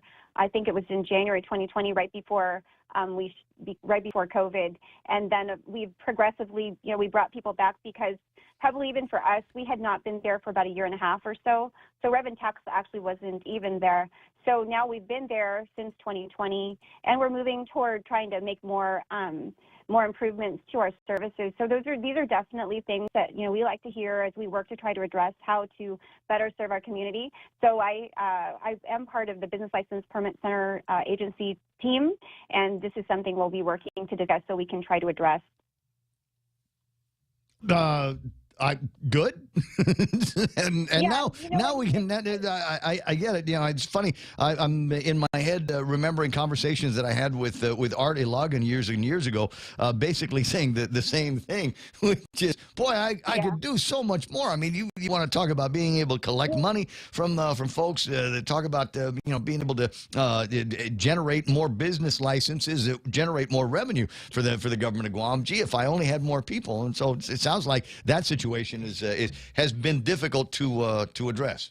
Well, what we're hoping to do is we're hoping to really work on more modernization. You saw that we did some modernization or moved some things online on the side of driver's license in this last year and other areas. Like, for example, we have a refund portal. We have different things that we've worked on.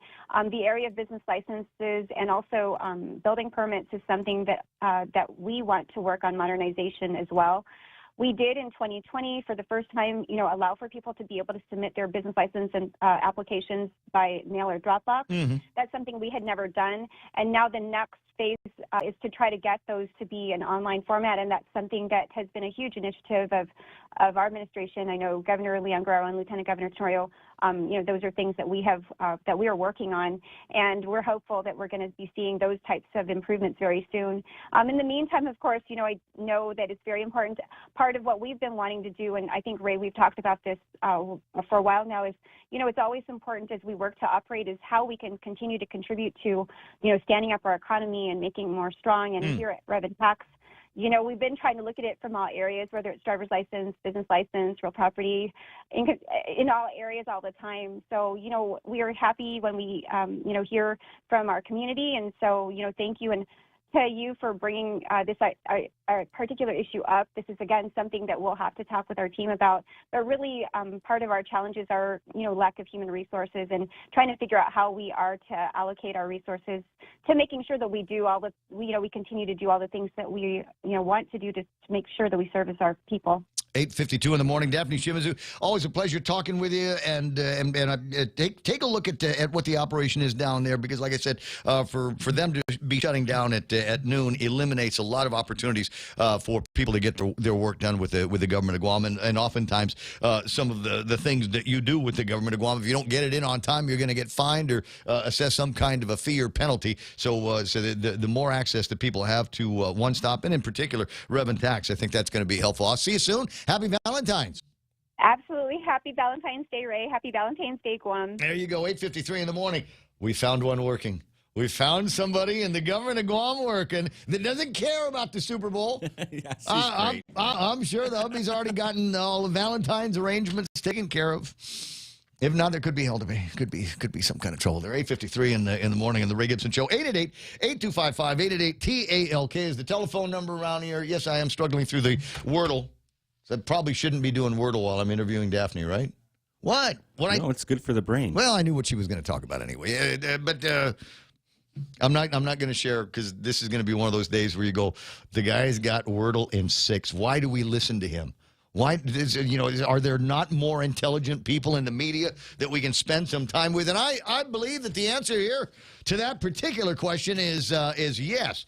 I'm going to look for, I believe it was in Sunday's Guam Daily Post. I get a lot of information and inspiration for stories and the like from the Daily Post. I think of all of the media that we've got around here. Well, I might not always agree with the things that they've got to say, and I sure do wish they'd find alternative sources for their national and international news, because it's got to say, man, thumbing through both newspapers, I see a lot of lamestream media and a whole bunch of people that are cutting and pasting whatever the narrative of the day is going to be, and it's amazing how little of that. I mean, go 3 days worth of the newspapers, and I didn't see too much in there about blue states that are giving up their restrictions and requirements. There might be one story about the whole thing, but it was Saturday's. Yeah, Saturday's copy of the Guam Daily Post, and in it now, Helen Middlebrook does a column, a regular column in the Post anyway, but she submitted this apparently as a letter to the editor, because it was, other than, I suppose, anything that she would be putting in her weekly editorial contribution. And it starts off with, I have been ignoring the elephant in the news hole for several months, but it's getting tight in here. So, as one of the older journalists on the island, let me offer some advice to my colleagues. Don't normally read to you on the radio, but there's stuff in here that needs to be read and emphasized. Here's her advice to her colleagues, the younger journalists, maybe less seasoned, maybe kind of didn't go to school for it, just kind of found themselves in it. She says, stop it. Just stop it. Stop the 48 and 60-point bold headlines. Stop with the death tolls. Stop the fear-mongering. We've had enough. After 2 years of parroting the narrative, it's time to step back, look at the effects of incomplete reporting and reckless editing. And then she goes on to make a few points about the Omicron surge, deadly for unvaccinated manumco, yet nothing in the story actually supported that confusion, that conclusion. Maybe confusion was the right word, huh? In fact, the prior 2 days' stories about the most recent 9 deaths were reported that 7 were vaccinated and 2 were not. Those stories would lead a reader to different conclusions, that the vaccine is not effective and that underlying conditions in old age are greater factors than vaccine status. Kind of do get that sense. It's time for reporters to report instead of regurgitating press releases and press conferences. 8:56, you don't get the emails that I get. Count yourself lucky. But if you got the emails that I got, and then you opened up the news, I'm not going to say newspaper, but you open up the news, you turn on a newscast, what you will find is largely stories that came from press releases. From governor's office or Department XYZ in the governor's in the government of Guam, and there's going to be a lot more of that because it's re-election time. So there's going to be a whole lot of we're doing this, we're doing that, we did the other, and you should be just thankful that you're lucky enough to live on Guam in the current time and space with the people that we've got running. It is wait, hold on a second. I got to get the picture. This is, if you could, this is a visual representation of every press release that we've got coming out these days. It's here it is, the governor, and she's standing arms out saying, "Look at what I'm doing here for you, my beloved people of Guam." That's what all of the press releases basically are saying. And what happens is, for the most part, they're copied and pasted into the stories. You have no idea, and not a whole lot of.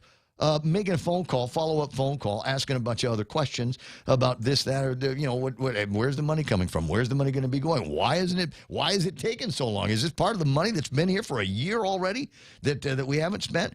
But reporters don't do that by and large these days. They'll just do what's the easiest: Control A, Control C, and then open up a story, and then Control V, and then somebody will come up with a clever headline. Hi, my name is Ray. I remember doing all that stuff in DOS, bro. Yeah, you should see me. You should see me on what? You should see me in DOS mode. It's a thing of beauty. I think Helen Middlebrook does an outstanding job making this point. Are the hospitals receiving federal money for reported COVID-19 cases, deaths, ventilator use, and/or remdesivir treatments? If so, how much? Nobody's asked any of those questions. But still, in all, we get the thing. Hey, how about this? Daycares, $500,000 for the daycares. Isn't that great? Look what I did. Maybe that's what we'll do here: is take this picture and put it in front of a Honey Bear or something like. Oh wait. They closed because of too many regulations. Closing in on 9 o'clock in the morning. Lots more to go over, including an interesting story about, I want to say it's in today's newspaper, about how the mayors are getting their hands on all kinds of money, and our buddy Robert Hoffman wants to buy heavy equipment. Robert, basta, stummy, don't do it. Who up there is going to maintain all of that stuff that you're talking about buying? We're not good at that in the government of Guam. You need only look at the pools. So maybe we'll see if we can talk about that bunch of other stuff as the Ray Gibson Show continues. Stand by now. We're KUSG. I got you 93.3 on your FM dial, all over the internet at thepoint.gu and Facebook Live and YouTube Live. And right now, Fox News Live.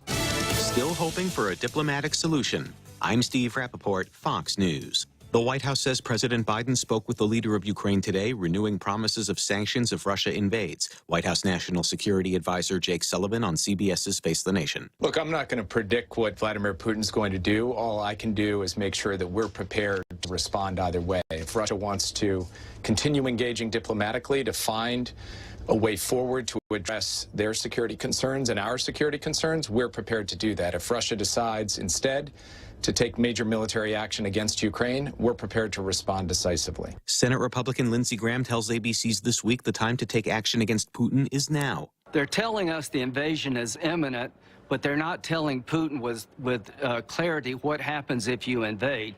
He should be punished now. What I can't get over is that the world is allowing him to do all this without consequence. Russia denies planning to invade its neighbor, but the Kremlin wants security guarantees from NATO, the alliance flatly rejecting some of Moscow's demands.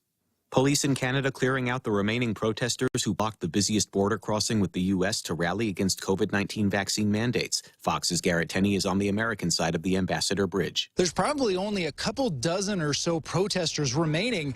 They have been pushed out of the street and onto the sidewalks. All of the cars and trucks that were blocking the road have either been moved or towed. And for the past few hours, a line of police officers has been slowly going down the street, asking protesters to leave, and every so often arresting a couple of those folks who aren't taking off. After that, the police typically wait a bit, issue some more warnings, and then start making their way down the road again. Authorities have not moved on a large protest in the capital city of Ottawa. Residents fed up with the noise staged a counter-protest today to keep a truck convoy out of the downtown area. America is listening to Fox News.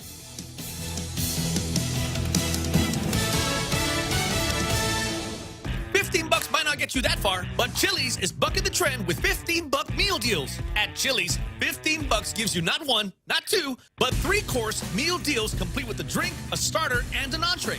Mix and match three-course meals 15 ways to Sunday with soup, salad, or chips and salsa to start, and ranchero chicken tacos, honey chipotle crispers with rice, bacon ranch quesadillas, or personal fajitas for the main course. Build your own $15 meal deal at Chili's. More life and great value happen here. Knowledge is power. In just 60 seconds, the Evil 360 provides you a unique experience and a detailed report of your body composition for you to take action to improve your health. The Evil 360, turning information into inspiration to live a balanced lifestyle. Evil 360 is exclusively at the Take Care Wellness Center. Go to Simply Book Me or call 671-646-6956 extension 7260 for more information and to schedule an appointment with a member of the Take Care Wellness team. No relief in sight at the gas pumps. Prices rising 15 cents in the last 3 weeks to a national average of $3.55 per gallon. It's possible that oil prices can surge a lot further. We can't know what the geopolitical pressures will do to crude oil. We do know that demand is being bolstered by the easing of lockdowns in many countries. Oil analyst Trill Bloomberg tracks prices nationwide. Primary season for the midterm elections begins in less than 3 weeks. House Speaker Nancy Pelosi says she's not paying any mind to history that shows the president's party losing seats in off-year elections. On ABC's This Week, Pelosi said a key this year will be Democrats who won seats while former President Trump was in office. The people who survived in those Trump seats with Trump on the ballot are in very good shape. We take nothing for granted. Still, the current 10-seat House majority is outnumbered by more than 20 Democrats in the House not seeking re-election. Gernal Scott, Fox News. We're less than 30 minutes away from Super Bowl 56. The LA Rams are a 4-point favorite over the Cincinnati Bengals. If you don't have a dog in this fight, there's always halftime to look forward to. The first Super Bowl this century in Los Angeles will feature California rappers Snoop Dogg and Kendrick Lamar, led by Dr. Dre. The lineup also includes Mary J. Blige and Eminem. The star-studded lineup is a collaboration between Pepsi, the NFL, and Jay-Z's Rock Nation. Dre produced each of these artists and is leading the team. We're going to put on a fantastic show. Everybody's going to leave here happy and excited about what we're about to do. 5 artists have a combined 43 Grammys and created 19 #1 Billboard albums. Michelle Polino, Fox News. I'm Steve Rappaport, and this is Fox News.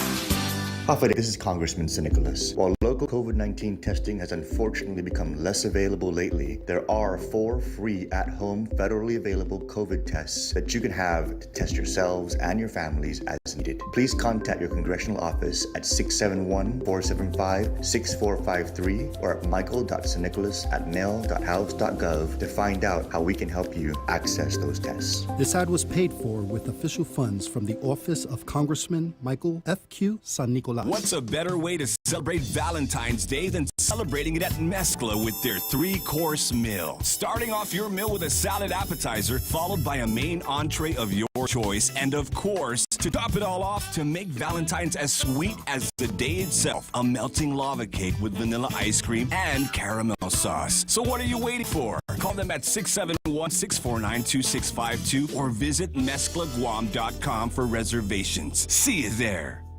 Hey, call that number and see if there's any room. There's 2 seatings in the Tumon store at the Grand Plaza, and 2 seatings at the main store, and only 1 seating at the Tumon branch of the Mezcla, and those are going to go really, really fast. I wonder if there are still roses available to purchase on Guam.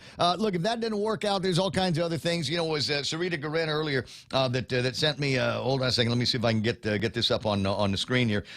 Meme machine online and working, but Sarita sent in, there it is, not everybody wants a box of chocolates. Some people will be looking at some kind of chow. So it's like a charcuterie with all these different kinds of meats in the shape of a heart. What a great idea. Oh, yeah, looks so good. There we go, baby. Our arteries are, you know what? We're going to die together. Our arteries are going to get. But where was I? I was going to tell you about going to Mama Tove's place. My guess is that they're going to be super busy, and there's probably already a line. They opened at 8 o'clock this morning, and we'll go until the last big delivery. 646-4132 is the telephone number over at Mama Tove's. They are open today. They're available for Valentine's. I'm sure that they've still got a great inventory because it's just now 7 after 9. So go over there, get what you need, drop it off at your chick's place, and then go watch the Super Bowl. Over, where did Jimmy say we're going? The kitchen? Capitol. Ikucina? Yeah. All right, gotcha. It's 7 after 9 o'clock, 8 minutes after 9 o'clock on The Ray Gibson Show. Bringing you closer to the action. Any speaker, anytime. Watch and listen live on thepoint.gu.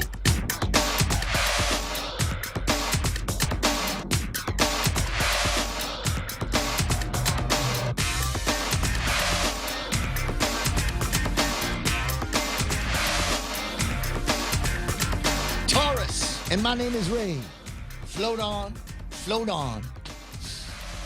How come they don't bring back music like that for the Super Bowl? How come they got this throwback with all these 90s jams, right? It's going to be, as Cousin Troy said, this will be my generation's Super Bowl with all the different people. They got Snoop Dogg in there. What Mary J. Blige. Mary J. Blige. Eminem. Right? Ice Cube. Man. Gangster rap, Ray. Dude, where's this KC and the Sunshine Band, bro? Where's that? What are we doing here? Is this the generation? Is that the money generation they're talking about here? Does anybody in that age group have any money? Right? I don't know. I'm just I'm thinking about flexing your wallet, dude. Exactly. What about us? I'm sorry. I just got a note from somebody. The last person I expected to send me a note that said he's watching the game just sent me a note that says, I'm watching the game. It'll be on about 20 minutes from now when the kickoff. So if you thought the last hour of the program was small talk, you're absolutely right. It's going to be even more small talk today because a big chunk of some of the male members of the audience are going to be heading over into Super Bowl direction. What did the guy say? One of the guys said they got the Rams in 3 by 3. We'll see, man. Anything can happen. Well, these are unprecedented times, Ray. Out of an abundance of caution. So apparently we had a couple more earthquakes. Did you? Is this the end? Is this the end, Ray? And wait, hold on a second. We've had a couple of earthquakes, and here's the scary thing: where the hell is James Howard? He's not online here this morning. I don't see James Howard on the Gizmo. Has not been there all day. I mean, you got a couple of things. Lupang Guam was chiming in. Let me just read some of this. We were talking about getting as many businesses as possible involved in the Fandania Fridays that are going to be taking place down in Tumon. It'd be like food truck Fridays in the Tumon area. And so, I was like, hey, man, we'll get some more businesses down in Tumon and an opportunity to, show off, whatever, maybe sell some goods, something like that. And then Lupang chimes in and says, whoa, dude, small local vendors should be allowed to sell 7 days a week, 24 hours a day at EPOUT. Great idea. Don't disagree. And then there's this. What percentage of small businesses in Tumon are, quote, massage parlors, kind of creepy karaoke clubs, strip shows, and XXX toy shops? Greater than 50% is my guess. Quote, family fun.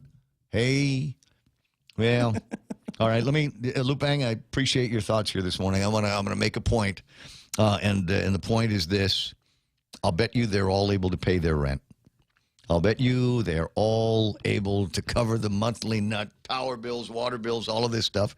Now, I'm not going to say that we've got propensity and a population that likes that kind of thing. But apparently there's portions of the population that like that sort of thing. When was the last time you passed by one of those places and they were closed? They're still out there cranking it out. And there's at least one of the buildings there had a pretty popular, was it Men's? I think it was Men's. And the building that Men's used to be in, they're doing well enough that they painted the thing. It looks great. And in fact, some of the other places up and down Tumon are looking great. I don't know who. I'm going to find out from Uncle Carl, because I think he had something to do with revitalization, or at least cleaning up of next to where the Bang of Guam is. They have a retaining wall out there. I saw that. Did you see those guys? It's a beautiful mural. They painted a mural on that, but they used the machine to paint the mural. It's like a printer. Oh wow. And right? I thought they were hand. No, dude, it's like a printer. It prints on the wall, and so you can give them, I'm assuming, any kind of JPEG or any kind of image, and they'll take the image and stick it into the computer, and before you know it, you'll be able to put the thing up on have it on a wall. And can you imagine just how great that's going to be at this time of year? We've got the re-elections coming up and the elections coming up. I'm saying we need to give these guys this image here. Yes. Right? We'll send it. Here we got the picture of the governor with her arms open wide saying, look at my... the original picture has got a big fuel tank or something behind her. But in this case, I took that out because I thought you'd be able to use this. And I'll post it up on my Facebook or something later on, so you can download it and then apply it to whatever graphic you want. Now, I made the background white, so you can use whatever Photoshop or Paint program and then eliminate the white, and then you can superimpose Lou's picture in that pose on virtually anything. And I'm not going to say that Lou Leonguero had anything to do with a significant downturn in the economy. But yeah, if you want to put that next to a price of a gallon of gas at $5.18, by all means, do it. You know what? You know why? Here's the thing. Because the governor, I'll bet you by executive order, could eliminate the liquid fuels tax, declare a holiday for liquid fuels tax, which would eliminate 15 cents from the price of the gas at the pump. Now, the way things are going, that 15 cents could show up again anytime soon. In fact, I started playing Wordle when I was telling myself, Ray ought to check out, see what the price of oil is these days on the website, and it says that if I'm going to buy a barrel of West Texas crude, $93.91. Ugh. $100 gas, $100 oil here pretty soon, guys. All right, let me scroll down. I'm kind of scared to scroll down here to see what it says about Tapas crude. There's China, there's Indonesia, there's Russia, and there's Malaysia. 94.93. That's the number I was looking at on Saturday. They've gotten this froze for a couple of days, so it'll take until, I don't know, tomorrow or Wednesday before they unstuck it and give me an idea of where it's trading. But West Texas crude now within about $1.20 or so of Tapas. We have seen the inversion before where Tapas was cheaper than West Texas crude. Doesn't happen all the time, But it does happen, and it freaks me out a little bit when it does. 888-8255-888-TALK is the telephone number around the radio station. There's something you want to talk about, by all means. But if not, if you're just perfectly happy to listen to me, no problem. I'm born and raised in talk radio, and I know how to do this. Earlier, we were talking about no guacamole. Apparently, something happened, and we've decided we're not going to be importing avocados from Mexico anymore because it's like the Lion King there, or not Lion King, Tiger King there. There's cartels that are controlling this. Somebody went to go and investigate it, got a death threat, and they said, okay, fine, we're just not bringing in avocados from there anymore. There's a kind of a Mexican. You're gonna go, oh my God, Ray, you're making this stuff up now. But there is in fact, I think I've got two of them in my refrigerator, and they're named after a male body part. Yeah, stop. Okay, because I know. Yeah. It's easy now. You're right. They're named after a particular body part because they apparently resemble this. You're going to look it up now, and you're going to go, oh, my God, he's right. Maybe you saw the same documentary that I saw. Jose Martinez is asking, are you smuggling avocados, or are you just happy to see me? Thank you very much. Lady D, excited about Cousin Troy being on the radio. There's Lonnie Salas saying happy, blessed, and fantastic Valentine's Day for everybody. Donna Mila Martinez checking in. Richard Leon, police use body cams. GPD just buy gas guzzler vehicles. Was there any bidding process? Does GPD have to purchase these American guzzlers? You know, in some cases, we kind of want them to because in many cases, they're designed for police work. There was a once upon a time years ago, somebody decided that they were going to make a donation to the police department and gave them, I can't remember the make or model. All I remember is it was one of those things. It was the kind of car that even after you painted the police colors on it and put a light and flashing and siren and all of that stuff, my guess is that there were still cops that wouldn't be caught dead in them. Right? Can we just can we just use that for the central office, man? We need this, and they couldn't go off anything other than pavement for ways without falling apart. And I got a feeling that a bunch of the old timers drove them into the ground because they knew that there was not going to be any maintenance. They knew they weren't going to get fixed, and they just die kind of a ignoble death, if you will. They just kind of find themselves in a park somewhere, and so I think it's important that we buy vehicles that are up to the task of helping these guys fight crime. You remember Take a Left, Shall We Go? Where'd that end up? Yeah, and that ended up in the boondocks. Yes. That ended up in the boonies. Trails. Cars were able to give a little bit of chase, but if it was one of those like little cars that they had back in the 80s, they wouldn't have even made it off the pavement. Let me see here. Rico Blancaflor, missing the wardrobe malfunctions at the Super Bowl halftime show. You know, you can download that. I'm sure it's available out there somewhere in the interwebs. Carlene Harker online. There's Maria Cruz wishing everybody a happy Valentine's Day. And with regard to Jimmy Moylan and doing some work here on this the squabble that could end up costing us $200 million between Cortec and GWA. There needs to be, from Cousin Troy's mouth, the idea of an oversight over at the legislature. Who has oversight of the utilities at the 36th Guam legislature? Clint Rigel. And I'm sure he'd love to get the GWA guys in there with the CCU guys in there and start talking about what are we doing about this story here? Because it looks like it's headed to the courts, in the courts, and it looks to me like there's enough of a legal juice on this case where, you know what? Yeah, maybe it's going to come down to $200 million. Donna Mila writes, hopefully do more than just talk on the 36th Guam legislature. Governor's keeping the billions because she's going to use that as her campaign fund. She needs it to buy another 4 years to screw us over. Oh, my. Reading that, Donna Mila, makes me want to put this back up on the screen. All right, you know what? Maybe I'm thinking maybe I'm just going to superimpose this and use it like you know on the top upper right hand corner. Yeah, we'll just put that there. We'll just make that part of the the point. Governor Leon Guerrero showing off our logo. Yeah, you think I ought to do that? Yes, sir. All right. Okay, remind me. Tell me tomorrow, because later on today it's going to be Super Bowl. I have a meeting with a government official at 10 o'clock this morning, after which time I might find myself someplace. Oh, no. No. No, I just realized I could have screwed. I might be screwing things up. Yeah, plans? Well, Jimmy Craig was talking about going to that Capitol Kitchen, and I said I might go there, but I don't want to say for sure now because I don't want the DEH to show up. Yeah, the gazpacho. The gazpacho, right? The Department of Public Harassment and Secret Service. You suppose those guys are going to be out today? You think they'll be out? Is it possible? We'll see what information that we can get. Possible that there's going to be DEH guys rolling around, knocking on businesses' doors, and saying, "We want to see your papers. We want to see that customer's there.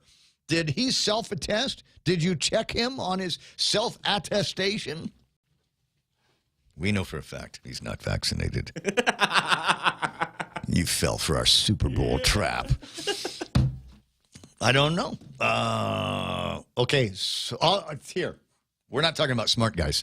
So I'll just go on the air. I'm not going to Capitol Kitchen to watch the Super Bowl with Jimmy Craig and Bobby Stringy. I'm not going there, and I'm not going to tell you where I am going to watch the big game. You just have to run around and find me. You'll have to knock on all of the doors, every single one of them. Let's see. He's in tuning now. Where do you suppose he might go and watch the big game for the Super Bowl? 888-255-888-TA. Okay, let me just finish up on some of the comments here. Peter Santos saying, "Oh, Jimmy, you're so naive." Hey, Peter, nice to see you on the radio. You need to call in on this show, too, every once in a while. Zay Martinez, Jerome McDonald saying, "Nice profile view." Thank you very much. You can see that I get in a workout every once in a while. From time to time. Nick Pulaski says Biden will crap his pants again. Ooh, we haven't heard that one in a while. One of the other great Biden stories that we heard. Dave Duenas, soon to be Senator Dave Duenas online. Boris Hertzlet says it's easy to solve if three people are there. One takes lunch from 10 to 11, another from 11 to 12, and the third from 12 to 1. That's in regards to the conversation we were having with Daphne Shimazu from the Department of Revenue and Taxation. I cannot vouch for the hours that they are keeping. Generally, when I leave the office, there's usually the parking lot is full and there's always a line of people outside. I assume that they will work through lunch. But I did get a complaint from somebody, sent it to me on the meme machine, actually, and was complaining about they went there at lunchtime to get some Government of Guam business done and couldn't do it because they closed. He says, at lunchtime, that makes no sense. How very GovGuami of you. It doesn't make any sense because that's when a lot of people, that might be the only time in their day, if they want to get something else done, they got to sign leave over at the office. Ava. And Nick Perlowski writes back to Boris Hertzley. He says that's beyond GovGuam comprehension. You know, there's websites that you can go to. Did you know that? There are websites where you can go to, and if you've got a staff of any more than about a dozen people, might be worthwhile to go here. And it's one of those things where you plug in people's hours, right? You say, okay, business is open from here to here, and we're going to have this many people that work from this time to the other time, and you can kind of schedule around all of that. And it will do things like send emails to people and say, here's this week's schedule. Especially if it's one of those businesses where the schedules are, upside down. Nobody is working at the same time. And especially in these times now, where a lot of businesses, you might be going from one week to the next with payroll that is adjusted now, schedules that are adjusted for a lower payroll. And back in the old days, it was easy. It's 8 to 5. 40 hours a week is what you're going to be working. But now with a lot of guys that are only doing 20, 30 hours a week, we say, okay, well, these are your 2 on days, and this is your off day, and these are your 2 on days, and sometimes they move and meander around. But go check it out. They're all over the internet. Catherine Leon Guerrero, hey, Catherine, saying happy Valentine's Day, Ray. God bless you. No, God bless you. If it was any other time and any other radio station, Into the Groove by Madonna would be playing, Catherine, because I know that's your jam. Boris says today's Wordle is tough.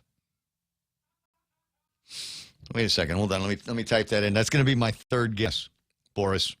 It is going to be tough. Yeah, T. Well, it can't be tough because I already know that there's no T in the thing, and there is no H or G or W or D or Q, U, A, K. All of those are not in there. I don't know how many other words I can make. Here's what I know now. This is what I know now. It has the letter I. Oh, I shouldn't do that. People are just getting okay. Sorry. Yeah, Sorry. Gonna go from there. I get some I. How many words do I know with the letter I in them? 9:25. Let me see. Pam Duvall, Jose Martinez. The Post sabotaged her letter with an editor's fact check at the beginning, attempted to deflate her sale. Who do they think they are? Facebook? Oh, I didn't see that. I'm sorry, I missed that. I thought that was the standard blurb about who was doing the writing in there. And don't forget to read her column. Editor's note: the Guam Daily Post notes that the issues raised have been covered in 2 years of COVID-19 coverage. Oh, I see. The audacity! How dare you, Helen? How dare you question your... does that mean that they're going to kick her off of the editorial thing? Can you remind me one of these days to send a note to the Post and ask them when they're going to go back to... I mean, if they're not going to be doing this kind of editorial, with the truth from Helen Middlebrook, when are they going to go back to their regular daily editorials? You guys realize it's almost a month now that there has been an editorial in the Guam Daily Post. Meantime, the guys over at the PDN, they've been cranking them out. All right, that's not 100% true. And yes, I did just lick my fingers. Reassess. It says 9:26. These are the guys over at the Guam Daily Post. I'm sorry, the Pacific Daily News and their version of an editorial. Mass transit needs solution, not market rebranding. Who said that last week? Wait a second. I said that. I said that last week. Thank you very much for taking the thoughts that come out of my head and put them in writing. I didn't read the whole thing. I just looked at the top of that, and I said that came out of Ray Gibson's mouth last week. What is the point of rebranding? It's like this new hospital, right? The new hospital that we spent a lot of time talking about. And they said, okay, we're going to build the new GMH in Fadian. Okay, there's your first mistake, guys. Let's not, first of all, not Fadian. Nobody's asking for Fadian. There's something else going on behind that story. Maybe we dig around a little bit more, we'll find it. Number one. Number two, let's not call it GMH. Please. No matter what happens to the facility that we have now, the name dies with it. That's the thing. We've got to come up with something else. There's got to be, is there some kind of, is there a Surahano out there? Not the one from the port, but is there a Surahano out there that we might be able to name it after somebody in the medical community that it needs to be named after? My beloved Auntie Annie, who passed away last week. Name it after her, right? The Auntie Annie Memorial Hospital. She was a fixture in this business. Is there a generic kind of doctory thing that we've got? I'm just saying, because what we want to avoid is to take all of the systemic issues that we've got with this facility and just move it to another one. And I have not yet really seen anything in a plan that gives me any kind of sense that there is an anticipation that anything will be different. We're just going to take the dumping ground for GovGuam employees and Wordle players and the Sudoku players and move them over there to Fadian. That's what I'm thinking. It's in my head. 928-888-8255, 888-TALK. Oh, my God, star-studded lineup on the phone. I don't know which one to go to first. I've got... Hold on a second. I'm going to see who on the YouTube side. This is how badass the YouTube guys are. When I get a phone guest online, they'll actually, without saying, oh, this guy again, they'll go, oh, smoke break. Smoke break. That's code on the YouTube side for, oh, that guy again. So I'm going to see who's going to be going on smoke break as I go to Dr. Ron McNitch on line one. Good morning, Doc. How you doing? Hey, happy day, Ray. Happy day, Guam. Wait. Booney Dog tomorrow is disagreeing with me. He says, that's dumb. Keep the name GMH. Many good things happened there. To change the name is worse than tearing down statues. No. Go ahead and tear that one down. It's all right, but rebuild it in the name of all of the good things and all the good people over at Guam Memorial Hospital. It just we're just going to be taking the same nonsense that we've gotten used to there and move it to someplace else. Basically rearranging the deck chairs on the Titanic, as they say. My thoughts. What do you think, Dr. McNinch? Should we change the name of Guam Memorial Hospital, or should we just move the old kit and caboodle to whatever new facility they're going to be building in Fadian? Yeah, I mean, rebranding it can remind people that it's a new location. But yeah, I think that I don't know. I'm kind of somebody mentioned about tearing down statues. I wrote a book about that, or co-edited a book about that back in 1999 about the Confederate statues. We did a bunch of research on it, and the odd thing is, one of the things that we pointed out is if you tear down statues, you make people forget history, because even if history makes you irritated about what the statue is about, it still becomes a point of discussion. So No. Nobody wants to have discussions anymore. Just want to be right and wrong. And I'm right, you're wrong. That's the nature of the discussion anymore. And we're not doing a very, very good job raising kids to appreciate the fact that there might be an alternative view or an alternative thought that they might be able to have in their head. I was taught by my, PhD professor that white people have done nothing but take advantage of people of color since the beginning of time. And this is going to be the generation where that ends, which is kind of ridiculous. There is some good in there, there is some bad in there, but we're not going to get to it because we just aren't talking about it. Earlier, Doc, I'd put up on the screen. I hope I'm able to find it on the WhatsApp deal. Earlier, I put on the screen capture of a story that comes out of CNN, and I thought it was interesting because CNN looks like they're turning on Joe Biden. They'd done some research that says, what has Biden done that you approve of? 56% of the people surveyed couldn't come up with anything. 56% disapprove of all of it. 15% said he was doing a good job with the economy. Only 6% said he was hitting it right with coronavirus. 4% on his personal traits. Foreign policy, 4%. And other issues only garnered 2% of the vote that said he was doing anything right. I want to see the same kind of survey done here on Guam.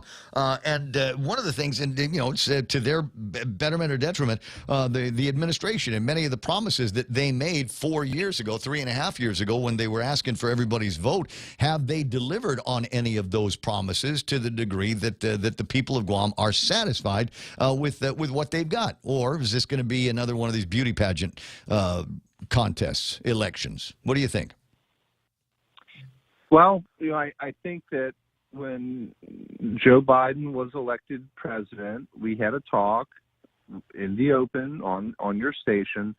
I thought it was 50-50 he'd last a year because he's so mentally declined. Yeah.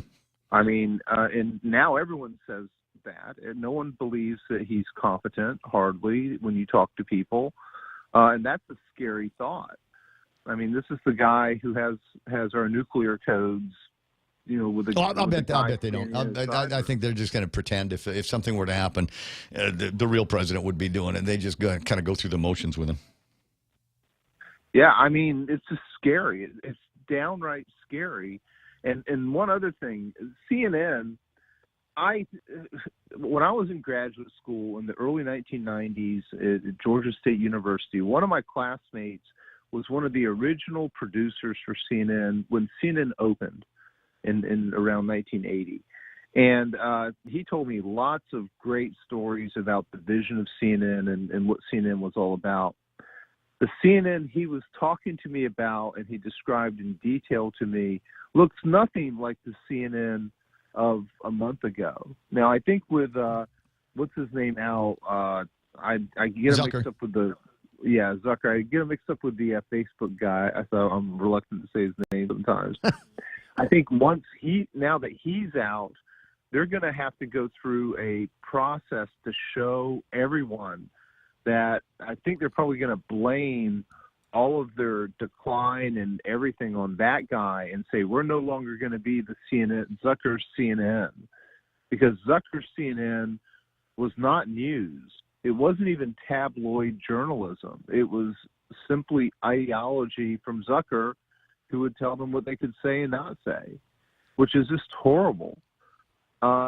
We have in this town, we have a big problem with news. And I don't know if anyone's ever said this before. Helen Middlebrook wrote about it Saturday. I was just reading that her editorial.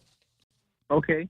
Well, I did read her editorial, but I guess what I'm trying to say is when Guam Daily Post and originally Marion's Variety came on board, they totally revolutionized our print media here.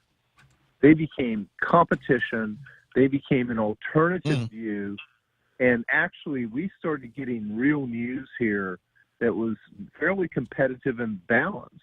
When we had only one paper in town, we had one version of events, and that was it. And in a way, it was a kind of bullying kind of, here's the bottom line. And politicians would be very frustrated by that, among other people, because you had to please only one media outlet. Now, and by the way, I have to say, talk radio was a little bit similar too. We only had one talk radio station for many years. Then Tony Blas was put on AM 610 with KUAM. He totally turned the tables on talk radio. Now you're here on your station. You're totally giving counter views to talk radio, which is very, very, very important. And that's what happened with CNN. CNN lost its ability to give real media, real journalism. And in fact, one of my friends is a dean of journalism at one of the most major journalism schools in the United States. I just had lunch with him the other day with Athena, probably a month ago with Athena, and we were talking about this at length about what has happened to reporting in the United States. Why did we see such slanted values in journalism emerge? And there has to be a reconciliation for that. There has to be a point when yellow journalism falls away and actual true fact-checking or true value-based reporting emerges. I will bet you money that the phrase yellow journalism is probably not even discussed in J schools anymore. I'm just of the opinion that at some point you teach these guys what the nature of the business is. And how you're going to use extreme language, and in my case, I mean, I'll admit to it, I'm not the smartest guy in the room, and many times I reduce the stories in a way that I can understand it, and then I can say it on the radio. And many of the stories that we talk about these days, I mean, if I have to, I'll find a way to get the extra time so that I can review them and get into some of the depth of it. But even in the space of a 4-hour show, it's not easy to really develop a lot of depth in the stories and the number that I've got to cover. So I'm kind of a reductionist commentator here in the business, but my background is actually in journalism. Before I was a household name in music radio, I was studying journalism at the University of Guam. I had a bunch of great teachers, including the ones that taught me how important it was that somebody should be able to read your stories and not detect any bias. They should not be able to detect whether you're biased in one way or another towards any of the players in any of the stories that you cover. And it's so rare to see something like that. It's so rare to see actual reporting anymore. So I'm kind of excited about Candid and some of the things that they do. Certainly there are biases that are portrayed in there, but they're doing some digging around, and they are looking for, they will get both sides of the story on. But I don't know. I just it's changed so much from the kind of journalism that I was taught back in the late 70s and early 80s. Well, I did something rare this weekend. I binge watched a Netflix series, all 9 episodes, Inventing Anna. I don't know if you're familiar with this story about Anna Delvey and the fake heiress who was conning everybody in New York. And according to that docuseries, which is supposed to be pretty fact-based, the whole idea of fact-checking and having genuine sources was well and alive with the reporter doing the original, breaking research on that person. And I was happy to see that. And I wished that newsrooms in our country would reflect back on that value, reflect back on getting the facts straight, because things are so dang slanted. Yeah, it's easier in a lot of cases to just start talking in terms of sensationalism, which is the opposite of what I like to think I do. But I don't know. 20 away from the top of the hour. I'm going to let you run, Doc. You have a fantastic day. Is it going to be the Rams or the Bengals? I don't know. I'm going to take a quick look. But, hey, I walked the half a marathon on Saturday. I saw that. I saw that. They let you hit the course a little bit early, and you were able to get in at your usual time? Yeah, about 4 hours for a half marathon. It's kind of fun. You know what? I missed the thing entirely. I'm just not in that kind of shape right now. I've got to get myself motivated again. And I think the only way that I can motivate myself is weekly 5Ks with yoga pants. I'm just saying, a lot of Lululemon, if you know what I mean.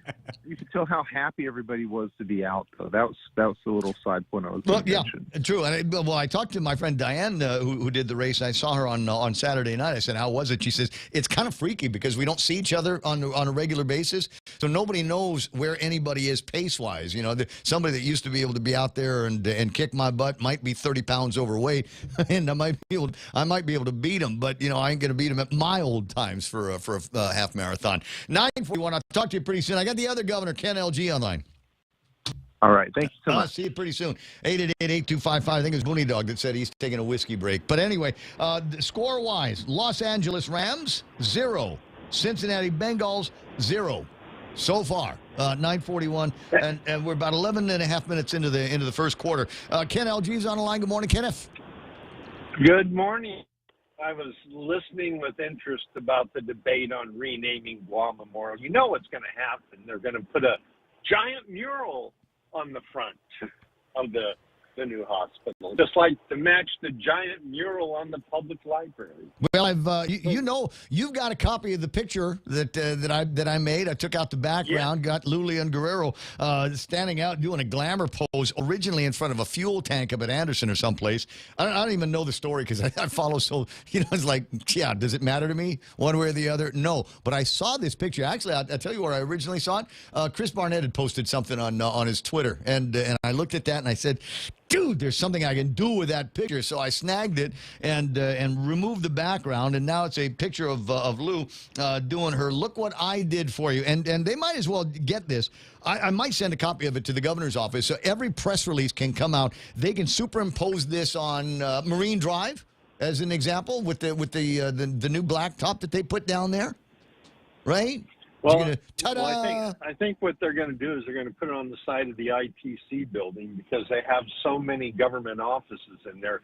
They're going to claim mural rights. Rights. The north, on the east and west sides of the parking garage walls, they're going to claim mural rights, and that's the pose you're going to see right there. And it's going to see all the things I have done for government of Guam employees. Oh, you know what I need? We might have to actually make this. It might have to be something that gets manufactured. I need a pose in the opposite direction, a mirror image, but I need it of Josh Tenorio. Wouldn't that be awesome? We get the Josh Tenorio is like they'd be like, here's the 2022 Nissan Z car, right? Yeah.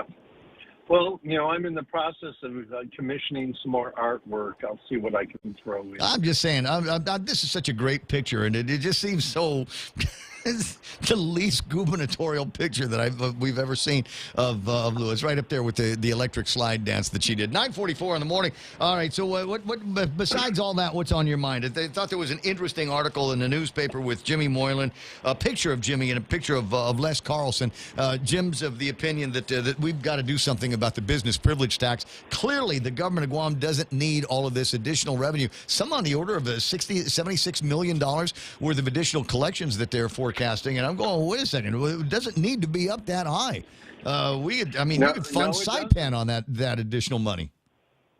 It doesn't, and when you look at the fact that every year that tax has been in place, the government of Guam has run surpluses, and now they've paid down the budget deficits that were run up during the Calvo Tenorio administration.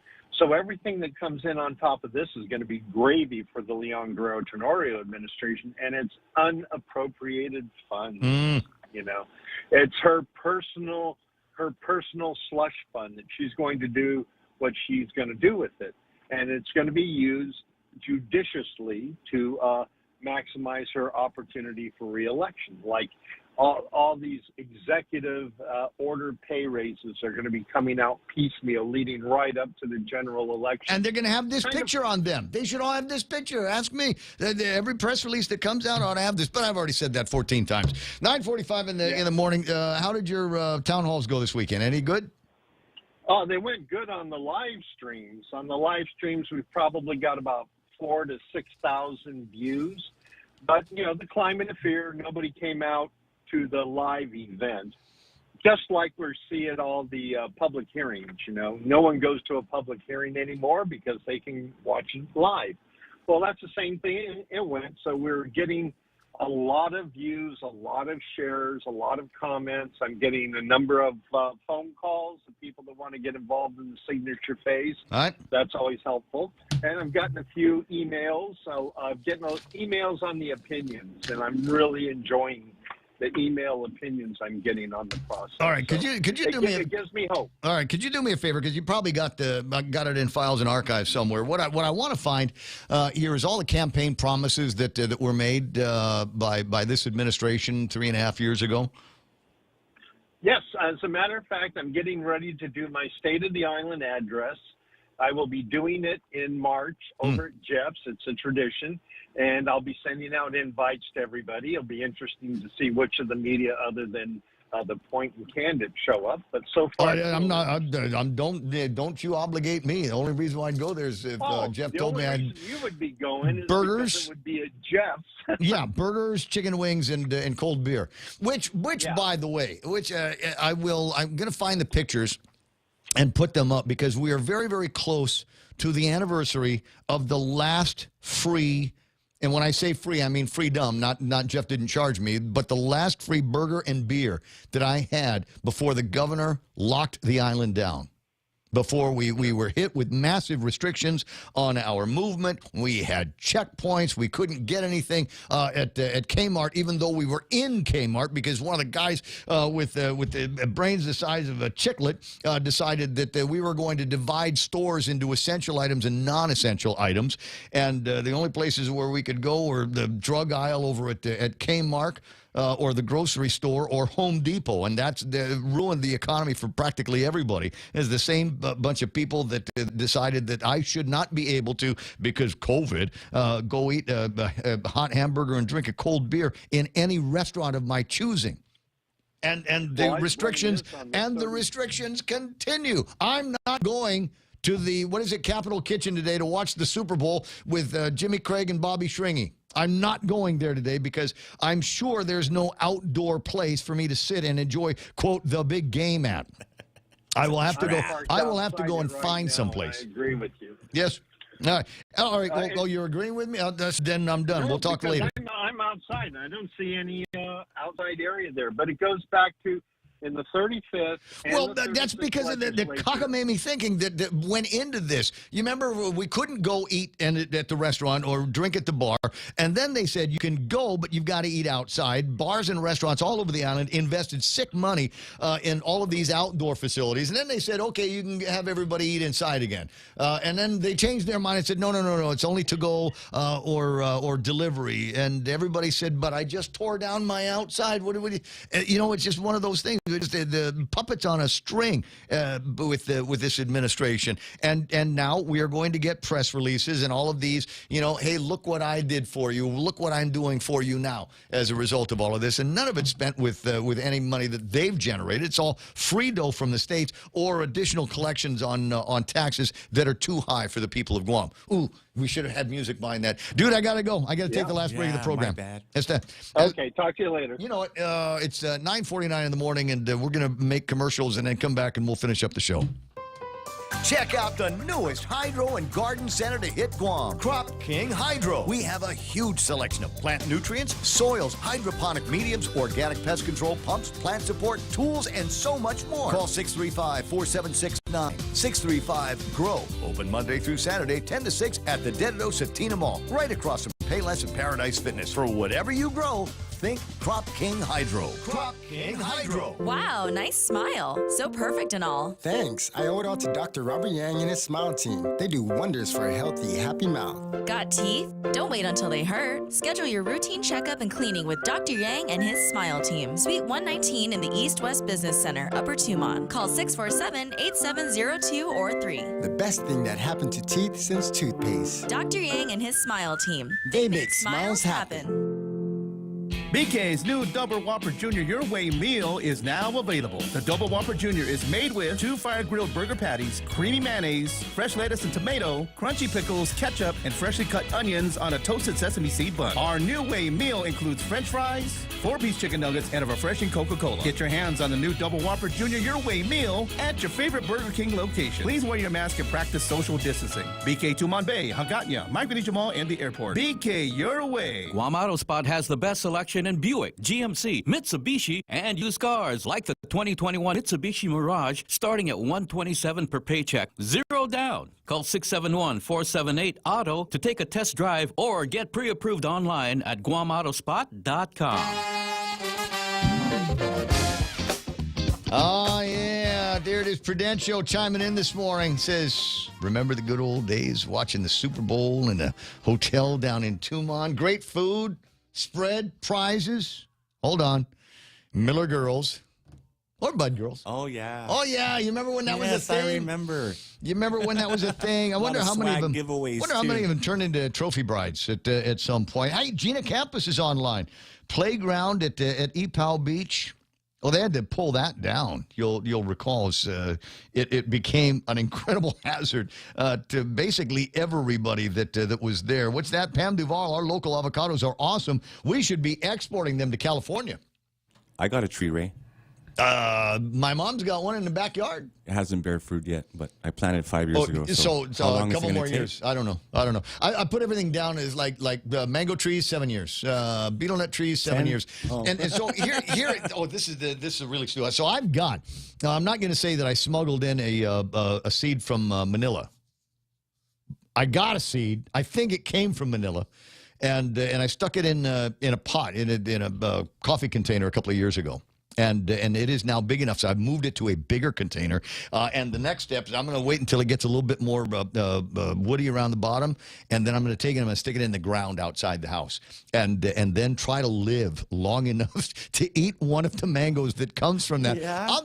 I don't know. Is this common for guys? That's a goal, Ray. Right? When you're 59, 60 years old, especially, I start looking at the obituaries, and I'm looking at guys, wait a second, I think I went to school with that guy. I think, wait a second, this guy used to be one of the Tumuling Stingers when I was a kid, and now I'm thinking, wait a second. So I'm gonna plant a beetle nut tree at the house, and I've got a seedling, and I'm trying to take care of it. But that's 7 years before it will bear fruit of one kind or another. You got to really wait these things out. Mango trees, and so I'm thinking maybe I'll just kind of dumb it down. Avocado plants. Maybe I'm thinking like I'm gonna get somebody's like a banana tree, right? Yeah. You stick a banana crown in the ground today, and in about 4 or 5 months, can't remember if I'm exaggerating or not. I don't think I am. About 4 or 5 months, you ought to start being able to get bananas off the thing. That's oh, my God. Fast. That is, oh, yeah. Well, they literally grow like weeds. I had... Because okay, I'm just checking the time.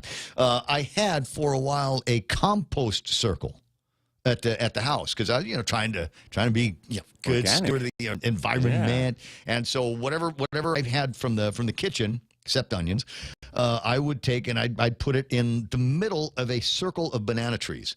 it was fantastic. And they weren't midget bananas, but they weren't like Cavendishes or anything like that. I mean, they didn't come out big, regular Guam-sized bananas. And that was about my favorite thing in the world. Was every once in a while you look at the tree and it's making bananas, and I'm going, I don't have to go to Payless and buy that. I can make that here with the thing. But it seemed to me it didn't take very long. Once I got the trees sprouting, then of course it makes the banana and then you cut it down, and 2 minutes later. Another one pops up. It's absolutely crazy. 9:55 in the morning. All right, some of the other folks here yakking on the screen. Joe Dizon is there. Hey, Joey Tovis, good to see you online. Brennan Fausto and Joey Jerome Collin. Wasn't there some trade embargo? They had bad water, so we gave them Coca-Cola, and they gave us avocados. It's you live long enough, and all the stories start talking about roll around together. Sports betting going wild right now, according to Prudential. Bets on the underdog Bengals. Like I said, somebody on the Facebook Live said it was going to be the Rams by 3. And if that's where everybody is heading, I generally like take an underdog position. Harvey Ekna is online, and so is Nick Perlowski, Jerome McDonald, Boris Hertzlet is hanging out. Boris, correct my math every once in a while, because I'll spout things out and I'll say it with it's incredible confidence, and then realize that I had a problem with a function in my math. That's why Boris is there. He's kind of like my fact checker. Let me see. Tom Cruise. Ken wants 21 senators. LA has 15. Ken is smoking too much. Tom, agree to disagree on that point. I like the idea of 21 guys in there, and you're going to go, what? How dare you? Wait a second. Oh, my God, that's going to cost a fortune. No, we really don't pay our senators all that much. What is it, 50 grand, 55 grand a year, and all the bribes you can take? There are things that you can do and manage over at a legislature for it to be a little bit more economical. Now, we didn't do it right back in the 60s and 70s. When they became full-time legislature, full-time senators, full-time staff, chief of staff, everybody got a chief of staff, all this other stuff. Just a part-time legislature where we've got a central committee in the legislature doing the majority of the grunt work. I'm sure we can do that for about what we're paying now, maybe even less if we really try. The problem is we got people that go in there and you know what? I'm going to make a career out of this. That's what I'm going to do.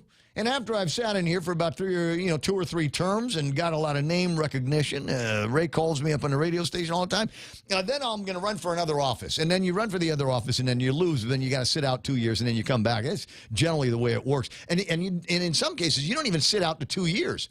If your guy in your party is sitting at Adelup, don't worry. We've got a spot for you here. You run for another office in Congress, you just lose. Don't worry about it.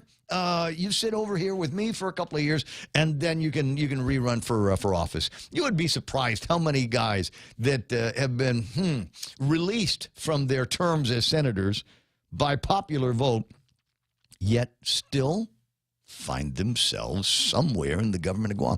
You know why? You know it's addictive? Retirement plans can be addictive for some of these guys. Yeah, and then look, I'm sorry, I don't really want to work for the governor's office. Go find me someplace else. You just kind of disappear into one of these huge organizations, departments, and agencies in the government of Guam. Somebody will do the census on that. 9:58 and change. I want to leave you with this story, though I'm not really sure. We were talking about supply chain issues. No carne asada yesterday at the taco shack in Agate. We're learning that when you make an order virtually everywhere, something is not going to be the same because they just can't get it at the store. Wholesalers having a hard time bringing it in. They're talking about, pets supplies and pet foods that you might not be able to find the next time you go shopping. I know. I got a cat. Will only eat one kind of cat food. I mean, I put steak in front of this cat, and it's kind of... No, it's okay. Tail up in the air, walk away, like the song. I'm hearing now that the Girl Scouts are having a hard time. I don't know that this is a local story. All national stories eventually become local stories. I have not heard of any supply chain pressures on Girl Scout cookies here. There's a story, Axios online. Girl Scouts are earning a badge in global economic turmoil. Supply chain woes that's not a 5-letter word, have hit this year's cookie selling season, and customers are complaining about inflation. Some troops of Girl Scouts are grappling with shortages of flavors, from s'mores, that's okay, that's not my favorite one, to Samoas, plus the occasional angry grown-up customer that gets crazy because of the price increases. And in some cases, we go from $4-6 a box for I always pay extra for Girl Scout cookies just because I like to take care of the girls and the troops that we've got here on Guam. Unfortunately, that might not always be the case, and we might find that inflation and supply issues have hit ours. If I had any journalistic credibility, I'd be asking somebody over at the Girl Scouts for comment, but I'm out of time. Stand by now. Fox News Live playing right here on 93.3 KUSG. I got you. This is The Point. Waiting for Moscow's next move. I'm Steve Rappaport, Fox News. Troops in Ukraine unloading fresh shipments of weapons from NATO members in anticipation of an invasion by Russia. Fox's Trey Yingst in the capital, Kyiv. The Ukrainians conducted more drills today, but seem to have a different view on the current intelligence assessments. Ukrainian President Zelensky said this when I asked him about the situation. The truth that we have different information, and now the best friend for enemies, that is panic in our country. On Saturday, several thousand people marched through the streets of Kiev, singing the Ukrainian national anthem and holding signs that say Russian President Putin is a war criminal. The Biden administration thinks a Russian attack is imminent. Pentagon spokesman John Kirby on Fox News Sunday. I mean, this is the time, if you're an American citizen and you're in Ukraine, you really should be making your way out. Again, we believe that a major military action could be only days away. Could happen any day now, quite frankly. So now's not the time to be in Ukraine. You should make plans to leave immediately. And as the president has said, U.S. troops will not be fighting in Ukraine. The Kremlin denies planning to invade its neighbor. Canadian truckers continue to protest COVID-19 vaccine mandates. Fox's Alexis McAdams in the capital, Ottawa. For the first time in several weeks, we're hearing that there will be some movement by the truckers here in Ottawa, Canada. Now, the president of the Freedom Convoy has been speaking with Ottawa's mayor, and they came to an agreement that they'll move some of the trucks out of the residential areas around the capital city, but they will not be moving them from in front of Parliament. Now, with 4,000 demonstrators lining the streets here, police have been outnumbered, which has been a big issue. A third straight weekend of protests against COVID restrictions now continues, and Ottawa police have established a joint command center, bringing in help from other agencies. Meanwhile, police arresting the remaining protesters who blocked the busiest border crossing with the U.S. America is listening to Fox News.